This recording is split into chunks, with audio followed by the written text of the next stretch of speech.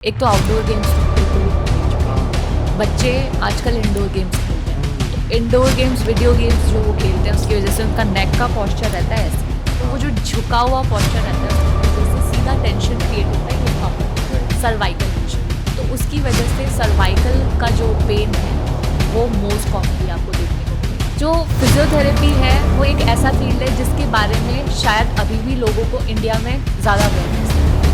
आप long sitting में रहेंगे तो आपका जो इलियोपसोआस मसल है, ग्रोइन वाला जो रीजन है वो टाइट नहीं, वो कंट्रैक्टेड नहीं। आप जैसे सपोज बैंक में है, ठीक है, अगर आप जा रहे हैं मॉर्निंग और फिर आप बैठ रहे हैं 12 आवर्स का आप जॉब कर रहे हैं, बीच में सिर्फ लंच टाइम में आपको 1 घंटा मिल रहा है, उसमें आप खड़े हो रहे हैं, ठीक है, उसके अलावा आप बैठे ही हैं। इतने टाइम ये डेली रूटीन आप कर रहे हैं तो ये आपकी क्रॉनिक कंडीशन है जो जनरेट हो रही है और धीरे धीरे ये क्रॉनिक कंडीशन आपकी एक्यूट में कन्वर्ट हो जाएगी। और किसी दिन जैसे आप जिम जाएंगे और आप वेट लिफ्ट कर रहे होंगे तो आपके वो निकलेगा डिस्क की फॉर्म में कि अच्छा मैंने वो वेट लिफ्ट किया था, उस वजह से मेरे कमर में दर्द आ गया। हेडेक और वर्टिगो वाला इशू, आईज में आपके पेन आता है ना, आई साइट वीक हो जाती है, तो उसका रीजन। नमस्कार दोस्तों, वेलकम टू यूथक्वेक। आज का जो हमारा पॉडकास्ट है वो है हेल्थ के बारे में। वो हम कहते हैं ना कि सबसे बड़ा सुख है निरोगी काया। आज जो हम पॉडकास्ट करने वाले हैं इसमें जो गेस्ट हैं हमारे वो फिजियोथेरेपी में एक्सपर्ट हैं। उनका नाम है doctor Tanvi Kumawat.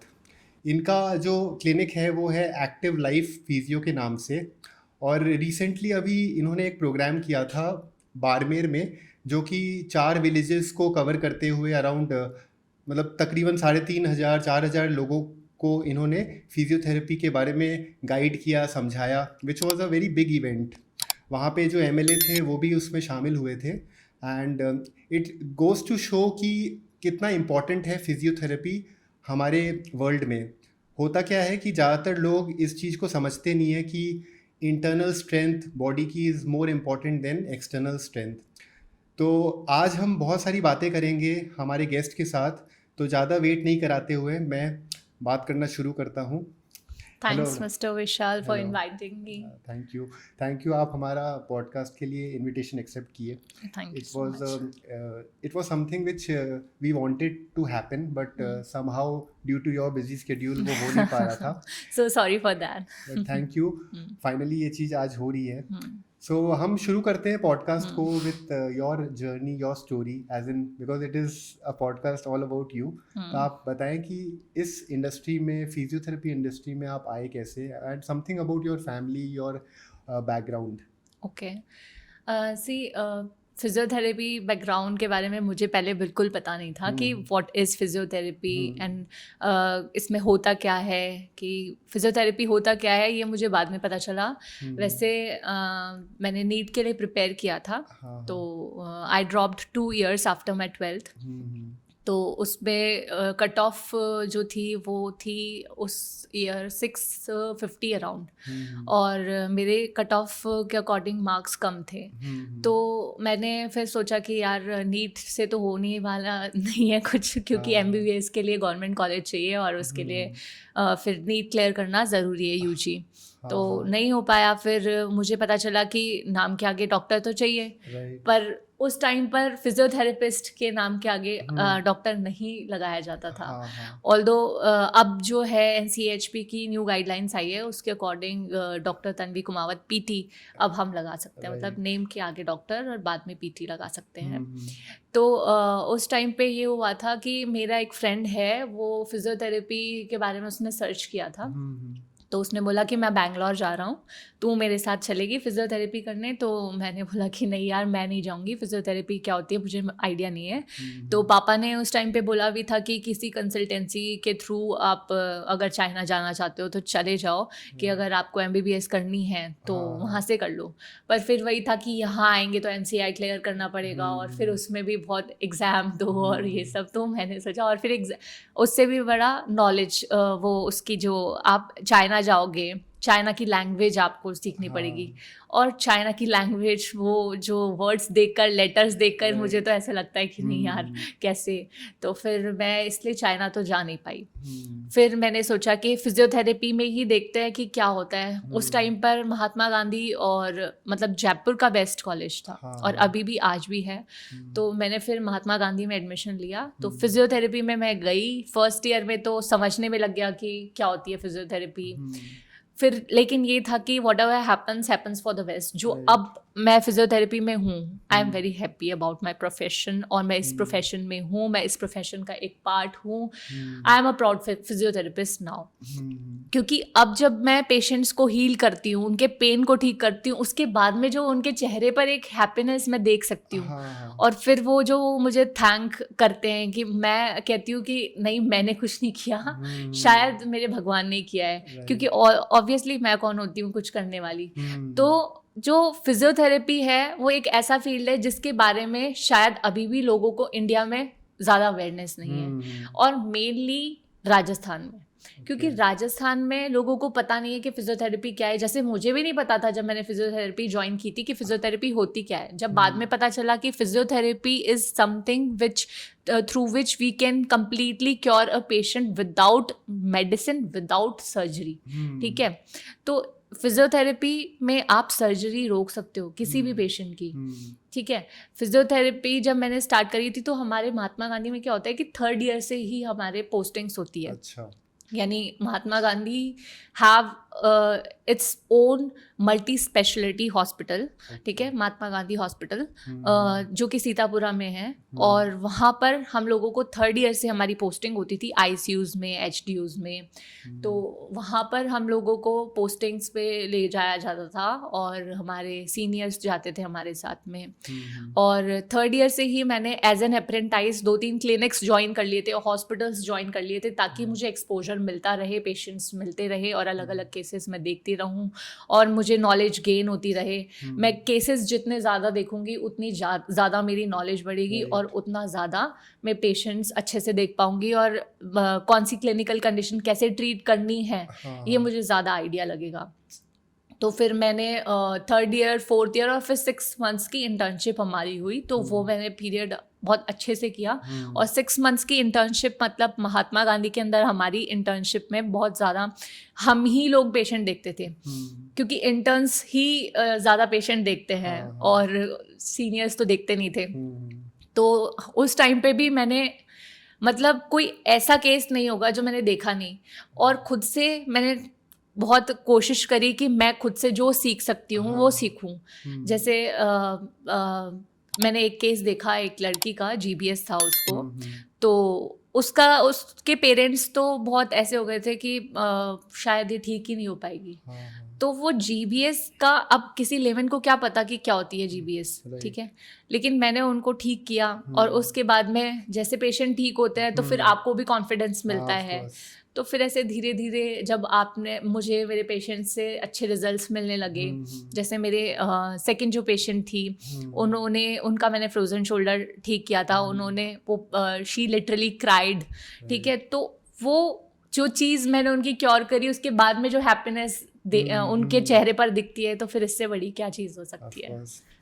I believe doctor Tanvi, आप जो काम कर रहे हैं ना, वैसे बोलते हैं कि जो मेडिकल फील्ड है, डॉक्टर्स की जो फील्ड है, वो वैसे भी बहुत ही noble thing they are doing, and beyond that एक और चीज़ हो रही है, जो कि you are allowing people to get rid of medicine, you are allowing people to get in to that mode जहाँ पे it is not about recovery from any incident, you are trying to make things more simple.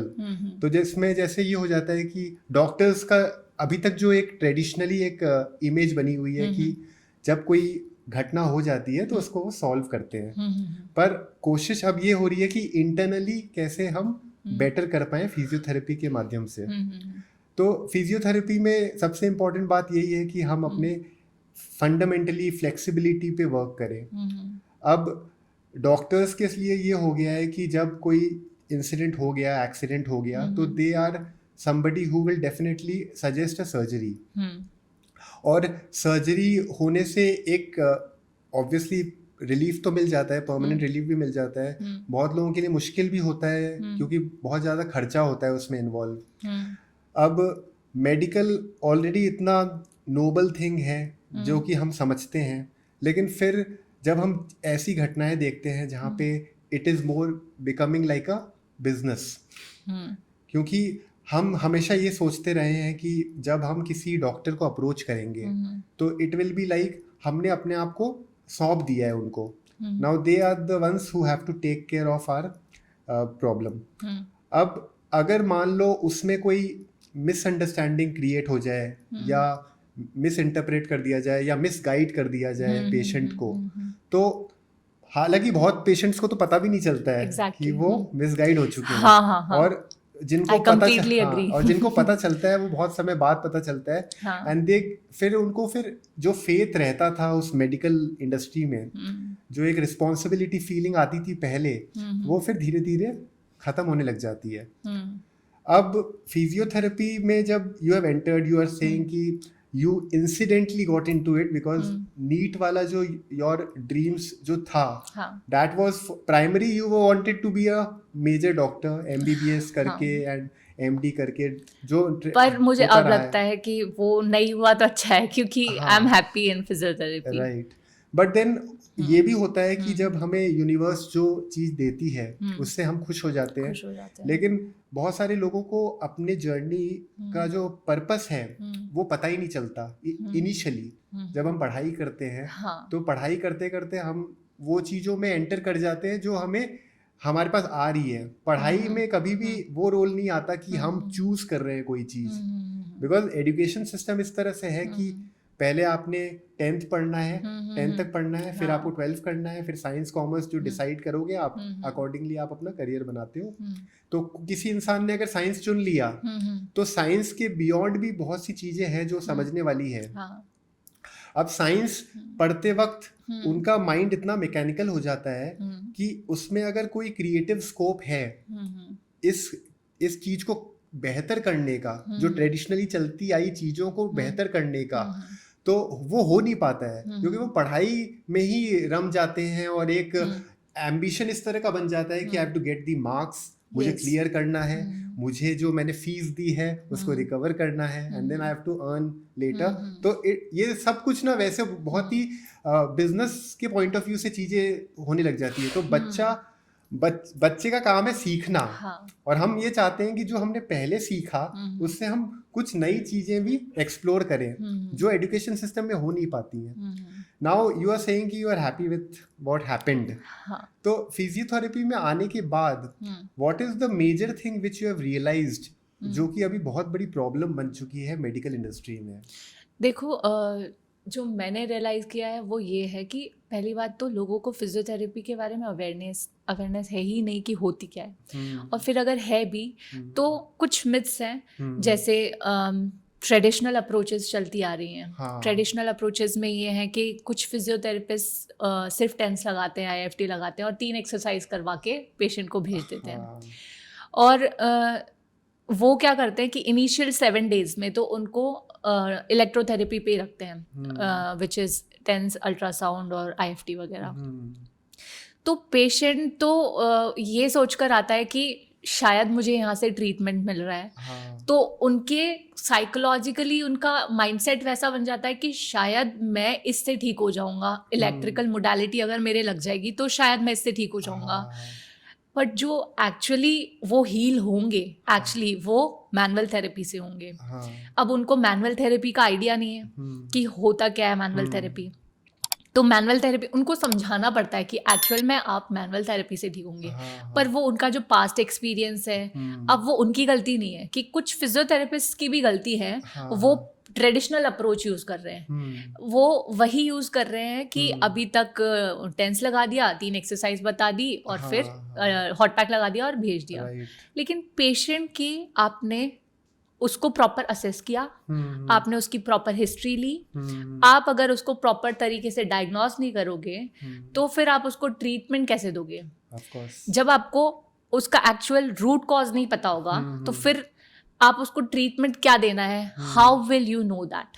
ठीक है, तो अब उसके लिए अब एक तो जब पेशेंट आते हैं मेरे पास में, तो कुछ पेशेंट्स को मिसगाइड किया जाता है, कुछ न्यूरोसर्जन्स और ऑर्थोपेडिशियंस, देखिए मैं किसी को भी डिफेम नहीं कर रही, पर प्लीज़ ऐसा ना करें जस्ट टू गेन बिजनेस, है ना, क्योंकि पेशेंट्स आप पर रिलाय कर रहे हैं, ठीक है, वो आप पर ट्रस्ट कर रहे हैं, डोंट ब्रेक देयर ट्रस्ट, ठीक है, क्योंकि वो सोचते हैं कि शायद मैं यहाँ से ठीक हो जाऊँ। अब मेरी एक पेशेंट है, तो उनको बोला था डॉक्टर ने, न्यूरोसर्जन ने, कि आप अगर थोड़ा सा टाइम और लगाते तो आपके पैरालिसिस आ सकता था, तो आप सर्जरी करवा लो। तो मेरे एक नोन थे, उनके घर ही गए हुए थे, तो उन्होंने बोला कि my sister is physiotherapist, if you want to take physiotherapy sessions then you can take from her. तो उन्होंने बोला कि ठीक है, लेकर देख लेते हैं, सर्जरी तो लास्ट ऑप्शन है ही, कि लेकर देख लेते हैं। विद इन 21 सेशंस उनका पेन पूरा सबसाइड हो गया था फिजियोथेरेपी से, और that doctor was wrong completely. क्योंकि अगर आप, लोगों को डरा दिया जाता है कि उनके एमआरआई में डिस्क बल्ज आ गया, ओ गॉड डिस्क बल्ज आ गया, अब तो डिस्क बल्ज है, वो नर्व कंप्रेस हो रही है, सयाटिका। एक तो लोग खुद से ही ये सोच लेते हैं कि मेरे सयाटिका है, वो खुद से ही ये इंटरप्रेट कर लेते हैं, ओहो अरे मेरे तो सयाटिका है। मुझे पेशेंट्स फ़ोन करते हैं, वो बोलते हैं कि हाँ डॉक्टर तन्वी, मुझे ये सयाटिका की प्रॉब्लम है। मैं बोलती हूँ कि who diagnosed you, who assist that you have sciatica. तो आपको किसने बोला कि आपके सयाटिका है? तो नहीं, वो तो मैंने खुद ही सोच लिया कि मेरे पैर में पेन आता है तो मेरे सयाटिका होगा। तो वो गलत चीज़ है। आप किसी अच्छे फिजियोथेरेपिस्ट से कंसल्ट करें, आप उनसे पूछें कि आपकी प्रॉब्लम क्या है, ठीक है, वो आपको बताएंगे कि प्रॉब्लम ये है। और आप ये मत सोचो कि एमआरआई में अगर ये आया है कि आपके डिस्क बल्ज है तो it can't be completely cured. It can, ये हो सकती है, ठीक है, ऐसा नहीं है कि नहीं हो सकती। We can completely cure your clinical condition, चाहे वो आपका सयाटिका हो, चाहे वो आपका डिस्क बल्ज हो, पीआईवीडी हो, या फिर आपका neck pain, cervical issue, cervical spondylitis हो, या फिर आपका स्कॉलियोसिस हो, पोस्चरल डिफॉर्मिटी हो, upper cross syndrome, lower cross syndrome, whatever it is, we can completely cure it. तो ऐसा नहीं है। जो मिथ्स यही है कि पेशेंट्स का एक, फिर क्या होता है कि डॉक्टर ने बोल दिया ना, तो वो साइकोलॉजिकल एक माइंडसेट बन जाता है कि नहीं यार, डॉक्टर ने बोला है कि ये चीज़ तो है, सर्जरी से ही ठीक होगी, तो आप इसको कैसे ठीक करोगे? तो उनको समझाना पड़ता है कि नहीं, हम ठीक कर सकते हैं। तो फिर ये चीज़ बस मैं बोलना चाहूँगी कि अगर आप गाइड कर सकते हैं कि आप फिजियोथेरेपी करवाएं, तो कुछ अच्छे भी होते हैं जो ऑर्थोपेडिशियंस बताते हैं, जो गाइड करते हैं, उनको बोलते हैं कि नहीं आप फिजियोथेरेपी करवाओ। पर कुछ होते हैं जो बिजनेस गेन करने के लिए, मार्केटिंग के लिए, कुछ मेरे पास भी आते हैं, बोलते हैं कि आप हमें टीकेआर के पेशेंट भेजो। पर अगर वो मैं ही ऐसा करने लगूंगी तो वो फिर किस पर भरोसा करेंगे पेशेंट? वो मुझ पर, मेरे पास आ रहे हैं, वो क्यों आ रहे हैं? कि मैं उनको फिजियोथेरेपी ट्रीटमेंट दूंगी। और फिजियोथेरेपी क्या है कि फिजियोथेरेपी क्या है, आपको मैं ट्रीटमेंट दे रही हूँ without surgery, without any medication. और अगर मैं ही उनको बोल दूंगी कि नहीं आपके तो इतना ऑस्टियोआर्थराइटिस है, इसका तो कुछ नहीं हो सकता, और आप तो जाओ सर्जरी करवाओ, मेरा रेफरेंस ले लेना, तो मेरे पास तो पैसे आ जाएंगे, पर उस पेशेंट का क्या, उसकी लाइफ तो खराब ना। पर मैं ऐसा कभी नहीं कर सकती, उसका तो फिर जीवन खराब हो जाएगा। हाँ, ये बात आपने एकदम सही कही कि हम खुद के डॉक्टर खुद ही बन जाते हैं बहुत बार। और ये पहले तो फिर भी ठीक था, जब हमारे मतलब 40 ईयर्स 50 ईयर्स पहले, जब हमारे दादाजी दादी जी वो जब हमें सजेस्ट करते थे, तो वो घरेलू नुस्खे होते थे, वो फिर भी एक लिमिट तक ठीक था। लेकिन अब जो ऐसी चीज हो गई है कि कुछ चीजों के लिए ना एक टेम्पलेट जैसा बन गया है कि अगर बुखार हो गया, खांसी हो गई, तो ये दवाई लेनी है। अब उसका रूट कॉज जाने के लिए कोई नहीं कोशिश करता। रूट कॉज से मुझे याद आया, अब आपको पता है कि साइनस की प्रॉब्लम, जो जुकाम, खांसी, ये सब होता है, साइनस का इशू है, टेम्पोरोमैंडिबुलर जॉइंट में पेन जो होता है वो, वर्टिगो, चक्कर आना, माइग्रेन के डॉक्टर्स बोल देते हैं माइग्रेन की दवाइयाँ लेते रहो, बेचारे पेशेंट लेते रहते हैं, और क्या करें। लेकिन इसका भी इलाज है फिजियोथेरेपी में। Even some physiotherapists don't know about it. Physiotherapy में है इसका इलाज। ये और बहुत मैं बड़ी करती हूँ। प्रॉब्लम है, हाँ। क्योंकि जो बात हम कह रहे थे कि लोग अपने हिसाब से चीजें सोच लेते हैं, क्योंकि अब तो और बहुत ज्यादा हो गया है जब ये सोशल मीडिया आ चुका है, हाँ। जहाँ पे यूट्यूब इंस्टाग्राम पे लोग इतना इन्फॉर्मेशन गैदर कर लेते हैं कि मान लो किसी को अगर ये जानना है कि ये प्रॉब्लम की दवाई क्या है, तो वो यूट्यूब में जाके चेक कर लेते हैं। हाँ, वही तो। इवन डॉक्टर्स के पास भी अप्रोच नहीं करते और फिर जब चीज़ें बिगड़ जाती हैं तब वो डॉक्टर्स को या मेडिकल लाइन को ब्लेम करते हैं। इसमें एक बात ये भी आती है कि ये तो हो गया जो कस्टमर पॉइंट ऑफ व्यू से बात हो गई। दूसरी बात ये है कि जो सप्लाई कर रहे हैं, इन द सेंस कि जो इस लाइन में डॉक्टर्स हैं, उनको क्या प्रॉपर ट्रेनिंग मिल रही है, क्या उनको जो पढ़ाया जा रहा है वो सफिशिएंट है कि नहीं है, ये सबसे इम्पोर्टेंट बात है। अब अगर मान लो जो चीज़ हमेशा से चलती आई है, जो हमेशा से सीखते आए हैं लोग, अगर वो बुक्स में जो नॉलेज दी जा रही है वो सेम ही रहेगी, तो कोई क्या तो नई चीज़ सीखेगा। एंड सेकेंडली जो बातें यू वर सेइंग कि ये चीज़ें after getting into the physiotherapy line on the job बहुत सी चीज़ें पता चलिए, फिगर आउट हुआ है टू यू कि किस तरह से हम चीज़ों को सॉल्व कर सकते हैं जो लोगों को पता भी नहीं है ऑलरेडी। अब उसका कारण तो यही है कि जो पढ़ाया जाता है, जो सिखाया जाता है, जो प्रैक्टिकल ट्रेनिंग दी जाती है फिजियोथेरेपिस्ट को, उनको खुद को सही चीज़ें नहीं बताई जाती। एग्जैक्टली। मैं आपको एक बताती हूँ इसके बारे में। जब मैं पढ़ रही थी, जो बुक्स मैंने पढ़ी है, तो उसमें जो ट्रीटमेंट प्रोटोकॉल था वो कभी मैंने अप्लाई नहीं किया, क्योंकि वो मैं अप्लाई कर ही नहीं सकती ना मेरे पेशेंट्स पे। Every person is different and every persons body is different. तो उनकी मसल डिफरेंट है, उनकी मसल्स की स्ट्रेंथ डिफरेंट है, स्किन का टेक्सचर डिफरेंट है, सब अलग है। तो आप सब पर एक टेक्निक, हो सकता है कि किसी पर वो टेक्निक सही काम कर रहा है, किसी पर ना भी करे। तो पेशेंट टू पेशेंट आपको देखना पड़ता है। अब जो ट्रीटमेंट प्रोटोकॉल बुक्स में है, सेटअप है, जो क्राइटेरिया वो हम यहाँ पर इम्प्लीमेंट नहीं कर सकते। अब जैसे मेरे एक पेशेंट है, तो स्कॉलियोसिस के पेशेंट है, तो वो गए 10 years से उनको, मोर देन 10 years से उनको स्कॉलियोसिस की प्रॉब्लम है, and it was not congenital. मतलब कंजेनाइटल जो बर्थ से होता है तो वो नहीं है, उनको पॉस्चरल है। ठीक है। तो अब वो यहाँ पर जितने भी फिजियोज को उन्होंने दिखाया, तो यही उन्होंने बोला कि स्कॉलियोसिस का इलाज नहीं है, क्योंकि बुक्स में उन्होंने यही पढ़ा है कि इसकी तो सर्जरी हो सकती है। पर आप कोशिश तो करो, क्या पता आप कुछ निकाल दो, कोई टेक्निक है ऐसी आपने, ठीक है, तो आप कोशिश तो करो, रूट कॉज उसका जानने की कोशिश करो। अब जो स्कॉलियोसिस का उस टाइम पे, जब वो 10 years बैक की अगर हम बात करें, तो एम्स दिल्ली के अंदर उस टाइम पे मैनुअल थेरेपी होती थी, जो आज राजस्थान में होती है, और राजस्थान में अभी तक भी ट्रेडिशनल अप्रोच यूज़ करते हैं फिजियोज। और ट्रेडिशनल मैंने आपको बताया, उसमें वो मैनुअल यूज़ ही नहीं करते, टेंस है, अल्ट्रासाउंड है और मोडालिटीज़ लगा दी, मतलब फिर 3 एक्सरसाइज बता दी। तो इसमें मैनुअल कुछ नहीं था, तो इससे स्कॉलियोसिस थोड़ी ठीक होगा। तो स्कॉलियोसिस को अगर आपको ठीक करना है, तो आप कैसे ठीक कर सकते हो? आप उसको जानो कि वो क्यों हुआ है।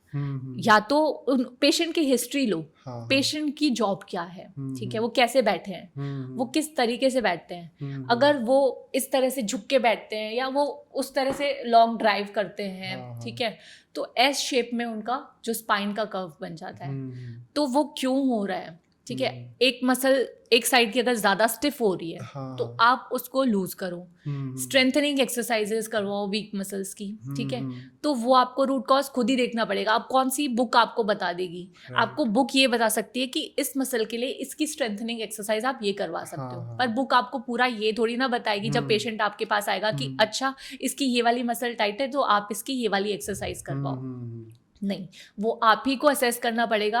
आप ही को थोड़ा सा दिमाग लगाना पड़ेगा, और खुद ही की नॉलेज लगाकर और खुद ही को इम्प्लीमेंट करनी पड़ेगी। उससे आपको रिजल्ट भी मिलेंगे, आप सीखेंगे भी, आपको दिखेगा कि हाँ रिजल्ट मिल रहा है, ठीक है। और फिर वो जो स्कॉलियोसिस के पेशेंट है, उन्होंने बोला मैं इतने फिजियोज के पास गया हूँ और किसी ने भी मुझे ये नहीं बोला कि इसका इलाज है। तो वो डिप्रेशन में आ गए उस चीज़ को लेकर। तो अब जब वो उनका अच्छा प्रॉपर इलाज हो रहा है, नाउ ही इज सेटिस्फाइड। एक चीज मेडिकल लाइन में, डॉक्टर्स की लाइन में हमेशा हम देखते हैं कि बहुत ही रोबोटिक तरीके से चीज़ों को हैंडल किया जाता है। कि किसी पेशेंट आए तो मुश्किल से 1 मिनट या 1.5 मिनट बात होती है और वो अब दवाइयाँ लिख देते हैं और बोल जाओ जाओ जाओ, as if they don't have time, they are a celebrity, उनके पास समय नहीं है। बेसिकली आप किसी की प्रॉब्लम को सॉल्व करना चाहते हो और आप प्रॉब्लम को समझ भी नहीं रहे हो, प्रॉब्लम को समझने के लिए टाइम देना पड़ता है। Same question, one patient came to me, तो he told me the same thing जो अभी आपने बोला, सेम उनका यही स्टेटमेंट था कि मैं डॉक्टर के पास जाना पसंद नहीं करता। मैंने कहा क्यों? क्योंकि वो बात ही नहीं सुनते मेरी। मैंने बोला मैं सुनूंगी आपकी बात, आप मुझे बताओ। He was a diabetic patient and suffering from diabetic neuropathy, ठीक है। तो डायबिटिक न्यूरोपैथी में क्या होता है कि पेन, वो टिंगलिंग सेंसेशंस और नमनेस रहती है पैरों में, तो वो उनको थी। और मैंने बोला कि ठीक है, मैं आपकी पूरी बात सुनूंगी, आप मुझे पूरा बताओ। बैठकर उन्होंने पूरा अपनी हिस्ट्री बताई, सारा कि कैसे क्या हुआ, कहाँ ट्रीटमेंट लिया, कौन सी मेडिकेशंस चल रही है। उससे पेशेंट भी सेटिस्फाई हो जाता है कि हाँ मेरी कोई सुन रहा है, ठीक है। उसके बाद में ही तो आप उनकी सुनकर ही तो आप गैस कर सकते हो कि उनको क्या प्रॉब्लम है। फिर उसके अकॉर्डिंग डिफरेंशियल डायग्नोसिस कर सकते हो कि और क्या हो सकता है इनको, और कौन सी क्लिनिकल कंडीशन इनकी हो सकती है। उसके अकॉर्डिंग ही तो you will decide the treatment protocol, ठीक है। जब आपका असेसमेंट ही गलत है, आप जब पेशेंट की सुन ही नहीं रहे हो, तो फिर कैसे आप डिसाइड कर लोगे कि उसको क्या ट्रीटमेंट देना है। और ये प्रॉब्लम जो अपन डिस्कस कर रहे हैं ये बहुत बड़ी प्रॉब्लम है। ये अभी बातों में तो हमें लग रहा होगा कि ये गिनती के कुछ केसेस में हो रहा होगा, but it is happening with many people. और मैं तो हमारे दर्शकों को भी यही बताना चाहूँगा कि इट इज़ वेरी इंपॉर्टेंट कि आप लोग अवेयर रहें और आप लोग इस बात को समझें कि जब हम किसी प्रॉब्लम में आ गए हैं तो we should definitely take 2 opinion, second opinion, third opinion. ऐसा नहीं है कि हम सिर्फ एक ही डॉक्टर पे रिलाय करें, क्योंकि ये बहुत बार होता है कि हम जैसे किसी डॉक्टर के पास गए, उन्होंने सबसे पहली चीज़ सर्जरी सजेस्ट कर दी, तो हम ये सोचते हैं कि अब दूसरे या तीसरे डॉक्टर से बात करने की ज़रूरत क्या है, या फिर हम इतना घबरा जाते हैं कि हम कहीं और जाएंगे तो ज़्यादा लेट नहीं हो जाए। तो ये जो शुरुआत में जो घबराहट है उसकी वजह से हम गलत फैसले ले लेते हैं। अब मान लो वो प्रॉब्लम फिजियोथेरेपी से सॉल्व हो सकती है, लेकिन हमने क्योंकि डॉक्टर की बात मान ली और हम सर्जरी के लिए चले गए, तो वो जो एक मसल्स की प्रॉब्लम थी या जो हमारे बॉडी से रिलेटेड एक इशू था, उसको फिजियोथेरेपी से ही परमानेंट तरीके से सॉल्व किया जा सकता था। And that would have helped even कि आपकी बॉडी ज़्यादा लंबे समय तक अच्छी चलती, क्योंकि सर्जरी से ये होता है कि आपने सर्जरी कराई तो आपने अपनी बॉडी को वीक कर लिया। वो जो आपको भगवान ने जिस तरह बनाया है, उस बॉडी की जो ताकत है उसको आपने उसको कमज़ोर कर दिया सर्जरी करके। Exactly. तो जितनी भी सर्जरी आजकल होती है, नी सर्जरी या फिर हिप सर्जरी या फिर और जो पोस्चर से रिलेटेड भी सर्जरी होती है, जैसे शोल्डर सर्जरी, तो इस तरह की जो सर्जरी डॉक्टर्स सजेस्ट कर देते हैं, मैं ऐसा नहीं कह रहा कि हर डॉक्टर गलत सजेशन देते हैं, लेकिन अमूमन ऐसा हो जाता है कि जब हम पेशेंट्स को देखते हैं कि वो घबराए हुए हैं, तो उनकी घबराहट को सही तरीके से समझने के बजाय हम आसान रास्ता ढूंढते हैं और हम अपने प्रोफेशन को भी बदनाम करते हैं। तो इट इज़ वेरी इम्पॉर्टेंट कि डॉक्टर्स जो ऐसा करते हैं वो भी इस बात को समझें, इसकी गंभीरता को समझें, क्योंकि हम किसी की लाइफ के साथ डील कर रहे हैं। Exactly. और पेशेंट्स को भी समझना चाहिए कि वो ज़्यादा एप्रीहेंशन के साथ डील नहीं करें और इतना भी परेशान नहीं हो कि वो जल्दबाजी में अपने ही दुश्मन बन जाएं। Exactly. तो इस बात को कंटिन्यू करते हुए मैं आपसे ये पूछना चाहूँगा कि ऐसी कौन सी मेजर सर्जरीज हैं जो कॉमन है, जो रेगुलरली होती आई है, लेकिन उसका क्योर अगर प्रॉपर रिसर्च किया जाए तो उसका क्योर हो सकता है फिजियोथेरेपी के थ्रू भी। L4, L5, S1 disc bulge बहुत कॉमन है और आप हर किसी की MRI में देखेंगे डिस्क बल्ज है, PIVD है, नर्व कंप्रेशन है, ठीक है, और फेसेड जॉइंट आर्थ्रोप्लास्टी है। ये बहुत कॉमन चीज़ है जो सबकी MRI में मिलती है।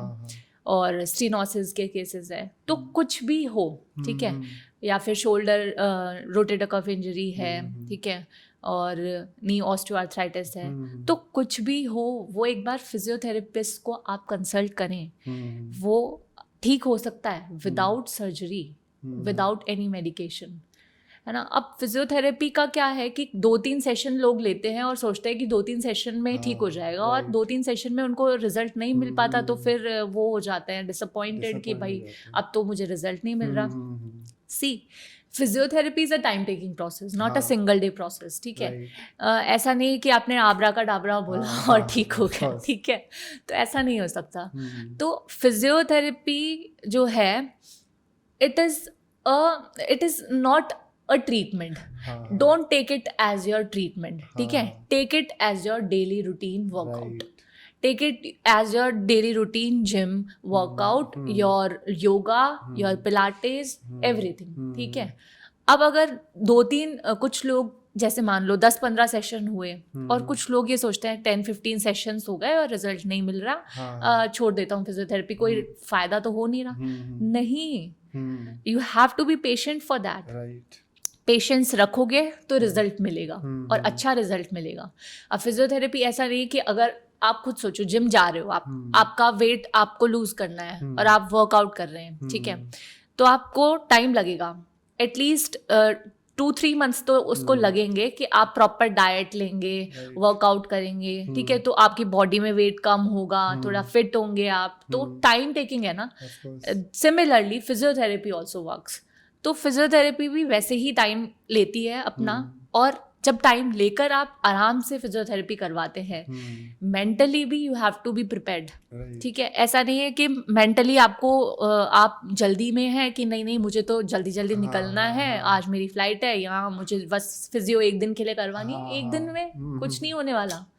1 दिन में तो फिजियोथेरेपी तो नहीं कर सकते, ठीक है। अगर ठीक है एक बार को हमने आपका 1 दिन में दर्द ठीक भी कर दिया, तो it will be a temporary solution, not a permanent solution, ठीक है। तो परमानेंट सोल्यूशन के लिए you have to take proper physiotherapy sessions from a good physiotherapist. और ये कितनी नॉर्मल सी बात है कि एक ये अपन हैबिट्स को, जो हैबिट्स की वजह से जो प्रॉब्लम हो गई है उसको एड्रेस कर रहे हैं, और हम उम्मीद कर रहे हैं कि वो एकदम से सॉल्व हो जाए। क्योंकि मान लो कोई बच्चा पढ़ाई करता है, आजकल तो वैसे भी पूरी डिजिटल दुनिया हो गई है, तो हर चीज फोन में या फिर कंप्यूटर के सामने हम कर रहे हैं, तो ऑब्वियसली बच्चों को भी लॉन्ग सेटिंग करनी पड़ती है, exactly, which is so difficult for them. अब मान लो 17-18 साल 20 साल बच्चा पढ़ाई करके आगे जॉब के लिए पहुंच गया, तब तक तो उसने अपनी बॉडी के साथ तो खिलवाड़ कर लिया है, एग्जैक्टली, एंड देन उसको बहुत टाइम तक तो पता भी नहीं चलता है कि उसकी बॉडी अभी फिट नहीं है, और वो बजाय प्रॉब्लम को फंडामेंटली समझते हुए सॉल्व करने के बजाय वो दवाइयों का सहारा लेने लग जाते हैं। यस एग्जैक्टली, हाँ, जो कि और हार्म कर रहा है उस बॉडी को। हमने बॉडी को खराब कर ली 20 साल की उम्र तक, फिर हमने दवाइयां लेके और खराब कर ली, फिर हमने आगे जाके सर्जरी करके और खराब कर ली, यस, और 50 साल की उम्र में फिर हमें और कोई बीमारी, इसका जो रेपरकशन हुआ है, फिर हम उसके बाद भी और फिर, क्योंकि आप इतनी मेडिकेशंस लेंगे तो साइड इफेक्ट्स तो डेफिनेटली दिखेंगे। तो पहले तो हमने खर्चा किया उस दवाइयों को लेके अपने बॉडी को खराब करने के लिए, और फिर हम बाद में उसको ठीक करने के लिए फिर और खर्चा कर रहे हैं। तो क्या है ना कि आजकल जो एक तो आउटडोर गेम्स तो बिल्कुल ही बंद हो चुके हैं, बच्चे आजकल इंडोर गेम्स खेलते हैं, तो इंडोर गेम्स, वीडियो गेम्स जो वो खेलते हैं उसकी वजह से उनका नेक का पोस्चर रहता है ऐसे, तो वो जो झुका हुआ पोस्चर रहता है उसकी वजह से सीधा टेंशन क्रिएट होता है यहाँ पर, सर्वाइकल रीजन, तो उसकी वजह से सर्वाइकल का जो पेन है वो मोस्ट कॉमनली आपको देखने को मिलेगा, ठीक है। और बच्चों के जो बैग्स वो लेकर जाते हैं, स्कूल बैग्स, मैंने एक पेशेंट देखा था, बच्चा 5th क्लास में था, जयश्री पेरीवाल में, 10 kgs उसका वेट बैग का, 5th क्लास का, तो अगर वो 10 kgs डेली वो अपने बैग लेकर जा रहा है कंधों पर, तो उसका स्लाउच पोस्चर तो वैसे ही हो रहा है, झुका हुआ है, राउंडेड शोल्डर वैसे ही क्रिएट हो रहे हैं उसके, तो उसकी वजह से पेक्ट्स टाइट होगी, पेक्टोरलिस मसल टाइट होगी, उसकी वजह से उसके राउंडेड शोल्डर हो जाएंगे, हाँ। उसकी नेक पर प्रॉब्लम आएगी, नेक में पेन आएगा उसके, ठीक है, और उसकी अपर बैक पेन आएगा, तो शोल्डर में भी पेन आ सकता है उसके, और रेडिएट भी हो सकता है डाउनवर्ड्स। तो ये सारा जो है वो पॉस्चरल है सब कुछ। अगर आप उसको बच्चे को अभी से बोलो कि सीधे बैठे, अच्छे से बैठे, और अगर डिजिटल दुनिया है, ठीक है, अब एआई का ज़माना है, तो बच्चे भी टैबलेट्स वगैरह से पढ़ते हैं, ठीक है, लेकिन आप उनको एर्गोनॉमिक्स का तो उनके एर्गोनॉमिक्स के बारे में तो उनको एडुकेट कर सकते हैं ना, कि कैसे आप बैठ सकते हैं प्रॉपर तरीके से। अगर आपका लैपटॉप है तो वो आपके आई के लेवल पे मैच होना चाहिए, ठीक है, अगर वो आई के लेवल पर नहीं है, आपकी जो एल्बोज है वो आपके लैपटॉप से थोड़ा नीचे है, तो फिर आपके एल्बो में भी पेन आ सकता है, रिस्ट में पेन आ सकता है। तो your eye level should match to your laptop, ठीक है, और जो आपका एल्बो है वो आपका प्रॉपर सपोर्टेड रहना चाहिए। अगर आप कीबोर्ड पर ज़्यादा टाइप करते हैं तो आपके जो रिस्ट है वो सपोर्टेड रहने चाहिए, ताकि ऐसी प्रॉब्लम्स को आप अवॉइड कर सको। अब आजकल एमएनसीज और जो ट्रैवलिंग जॉब जिनकी ज़्यादा है, तो यानी लॉन्ग सिटिंग वाली जॉब्स जिनकी ज़्यादा हैं, तो वो वाले केसेस मेरे पास सबसे ज़्यादा आते हैं। तो उनकी मेजर इशू उनका क्या रहता है, जो आप लॉन्ग सिटिंग में रहेंगे तो आपका जो इलियोसोवास मसल है, ग्रॉइन वाला जो रीजन है, वो टाइट होंगी, वो कंट्रैक्टेड रहेगी। अगर आप एक ही, आप जैसे सपोज बैंक में है, ठीक है, अगर आप जा रहे हैं मॉर्निंग और फिर आप बैठ रहे हैं, 12 आवर्स का आप जॉब कर रहे हैं, बीच में सिर्फ लंच टाइम में आपको 1 घंटा मिल रहा है, उसमें आप खड़े हो रहे हैं, ठीक है, उसके अलावा आप बैठे ही हैं, इतने टाइम ये डेली रूटीन आप कर रहे हैं, तो ये आपकी क्रॉनिक कंडीशन है जो जनरेट हो रही है, और धीरे धीरे धीरे धीरे ये क्रॉनिक कंडीशन आपकी एक्यूट में कन्वर्ट हो जाएगी। और किसी दिन जैसे आप जिम जाएंगे और आप वेट लिफ्ट कर रहे होंगे, तो आपके वो निकलेगा डिस्क वज की फॉर्म में कि अच्छा मैंने वो वेट लिफ्ट किया था, उस वजह से मेरे कमर में दर्द आ गया, पर वो एक्चुअल में जो क्रॉनिक पेन था वो मैंने आपकी हिस्ट्री ली, जब मैंने पूछा आपकी ऑक्यूपेशन क्या है, तो उससे मुझे पता चला, उससे मुझे आइडिया मिला कि अच्छा इनकी सिटिंग जॉब है तो इनकी इलियोसोवास टाइट मिलेगी मुझे, तो मुझे उस पर वर्क करना है, ठीक है। तो अगर मैं इलियोसोवास पर वर्क करूंगी, आपकी टाइट मसल्स जो लोअर बैक की है, रेक्टर स्पाइन, उस पर मैं वर्क करूंगी, उसको मैं देखूंगी, असेस करूंगी कि हाँ ये इनकी ऐसी है, टाइट है, तो उसको मुझे लूज करना है, और जो वीक है उसको स्ट्रेंथन करना है, तब मुझे प्रॉपर पता चलेगा। तो एक कैटलिस्ट की तरह बेचारा आपका वो वेट लिफ्टिंग वाला बन गया है कि मैम वेट लिफ्टिंग करी थी, उसकी वजह से मेरे पेन आ गया, लेकिन जो रूट कॉज था वो तो आपका जो लॉन्ग सिटिंग वाली जॉब है वो ही थी। तो कभी कभी क्रॉनिक कंडीशंस भी एक्यूट का जो है वो ले लेती है, हाँ, तो उसकी वजह से भी आपके प्रॉब्लम्स क्रिएट हो जाती है, ठीक है। तो पोस्चर जो है वो बहुत इम्पॉर्टेंट है, और इसका हमें ध्यान रखना चाहिए कि हम कैसे बैठे हैं, और अगर बीच बीच में आपको स्ट्रेचेस करने चाहिए, जो एमएनसीज वर्कर्स होते हैं, ठीक है, तो उनको बीच बीच में वॉक करनी चाहिए, स्ट्रेचेस करने चाहिए अपने हाथों के, गर्दन के, नेक के, बैक के, ठीक है, जिससे इनके स्टिफनेस क्रिएट ना हो और ऐसी प्रॉब्लम्स तो बिल्कुल ना आए। लेकिन मेनली बात ये हो जाती है कि अगर बच्चों की हम बात करें तो उनको बैग्स, इतने हैवी बैग्स दे देते हैं, जबकि बहुत सारे स्टेट्स में ऐसा भी है कि बैग ले जाने की जरूरत भी नहीं है, like bags are in the school only. तो स्कूल में आप बैग रखो, आपको घर से बैग लेके आने की जरूरत नहीं है, वहां पे पढ़ाएंगे and then you can leave, bags वहीं पे स्कूल में रहेंगे। और एट द सेम टाइम अगर हम बहुत ज़्यादा मॉडर्न हो रहे हैं और बहुत ज़्यादा कोशिश कर रहे हैं डिजिटल हेल्प लेने की, तो हम वो भी एक तरह से खराब है कि हम बहुत टाइम तक कंज्यूम कर रहे हैं इलेक्ट्रॉनिक चीज़ों को। उसकी वजह से एक चीज़ और क्रिएट हो रही है, हेडेक और वर्टिगो वाला इशू, जो आईज में आपके पेन आता है ना, आई साइट वीक हो जाती है, तो उसका रीजन, और ये वाला जो एरिया है इसमें पेन आने लग जाता है, टेंशन क्रिएट होता है, आप इतना स्क्रीन टाइम आपका बढ़ा हुआ रहेगा तो आपके टेंशन क्रिएट होगा इस एरिया में। ऑर्बिक्युलरिस ऑरिस मसल होती है यहाँ पर, ठीक है, ये आपके स्कैल्प पर, ठीक है, तो ये सारा जो एरिया है इसमें टेंशन क्रिएट होगा, और टेंशन क्रिएट होगा तो आपको हेडेक होगा, आपके माइग्रेन वाला इशू जिसको डॉक्टर्स नाम दे देते हैं, कभी कभी तो माइग्रेन होता भी नहीं है, बेचारे पेशेंट माइग्रेन की दवाइयाँ लेते रहते हैं, तो उनको दिखाना चाहिए एक फिजियोथेरेपिस्ट को। एक्चुअल में वो दिखाएंगे कैसे कि अवेयर ही नहीं है कि ये प्रॉब्लम भी ठीक है, कि ये ठीक हो सकती है फिजियोथेरेपी से।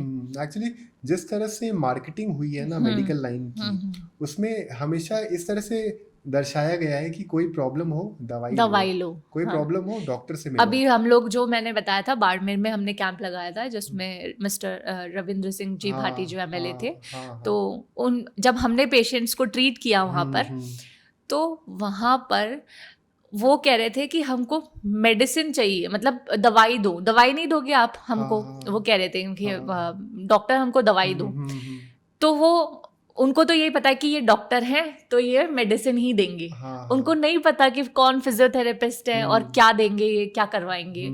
तो हमने उनको जब एक्सरसाइज करवाई तो उनको बोले कि ये तो मैं तो रोज करता हूँ। अरे रोज करते हो, अब उनको ये भी समझाना पड़ता है कि आप जो रोज करते हो और जो हम करते हैं उसमें डिफरेंस है, और आपको मसल का एक्चुअल में पूरा पता नहीं है कि कौन सी कहाँ से ओरिजिनेट हो रही है, कौन सी इंसर्ट हो रही है, कहाँ इंसर्ट हो रही है, और कौन सी एक्सरसाइज आपको करनी चाहिए। कभी कभी खुद से ही आप उल्टी सीधी एक्सरसाइज कर लेते हैं, फिर दर्द बढ़ जाता है, जो कि बिल्कुल गलत है। ये सब चीज़ें अब हम ये बातें कर रहे हैं तो हमें समझ में आ रहा है कि ये सब चीज़ें हम खुद के दुश्मन कितने बन जाते हैं ड्यू टू नॉन अवेयरनेस। अब क्योंकि होता क्या है कि या तो एजुकेशन सिस्टम चीज़ें बिगाड़ देता है, क्योंकि हमें वहाँ वो सब चीज़ें स्कूल में बताई नहीं जाती, या फिर जो लोग इसमें रिस्पॉन्सिबल हैं, जो एक्चुअली में मेडिकल लाइन में हैं, वो लोग कभी भी इस चीज़ को अवेयर नहीं कराते थ्रू एडवर्टाइजमेंट्स और टीवी के थ्रू या फिर वर्कशॉप्स के through. See, one thing which is lacking in universities and medical colleges, still lacking, जो मैं मानती हूँ वो यही है कि हम लोगों को बस थ्योरेटिकल नॉलेज दी जाती है, प्रैक्टिकली भी हमको अगर बताया है, जैसे कैडावर पे हमको मसल्स वगैरह अगर दिखाई है तो which is good, Mahatma Gandhi में हमने एक्सपोजर लिया है सारा, लेकिन प्रैक्टिकली जो किसी ने आज तक ये नहीं बताया कि आपको कैसे कोई मार्केटिंग के बारे में नहीं बताता कि खुद का क्लिनिकल सेटअप आपको कैसे करना है। आपको ये चीज़ें क्यों कोई नहीं बताता है? मतलब आपको एक्स्ट्रा करिकुलर एक्टिविटीज़ के साथ साथ में ये चीज़ जापान में मैंने सुना है कि ऐसा होता है कि वहाँ पर बच्चों को बचपन से बोल दिया जाता है कि आपको जो बनना है, आपको जिस चीज़ में इंटरेस्ट है आप वो ही करो, और आप उसी चीज़ में आगे अच्छा करो। ठीक है, जैसे अपने 11th-12th में पता चलता है कि आप अब सब्जेक्ट चूज करो, और फिर उसमें बच्चा कंफ्यूज हो जाता है, और अगर गलत सब्जेक्ट चूज हो गया तो फिर आगे का करियर खराब।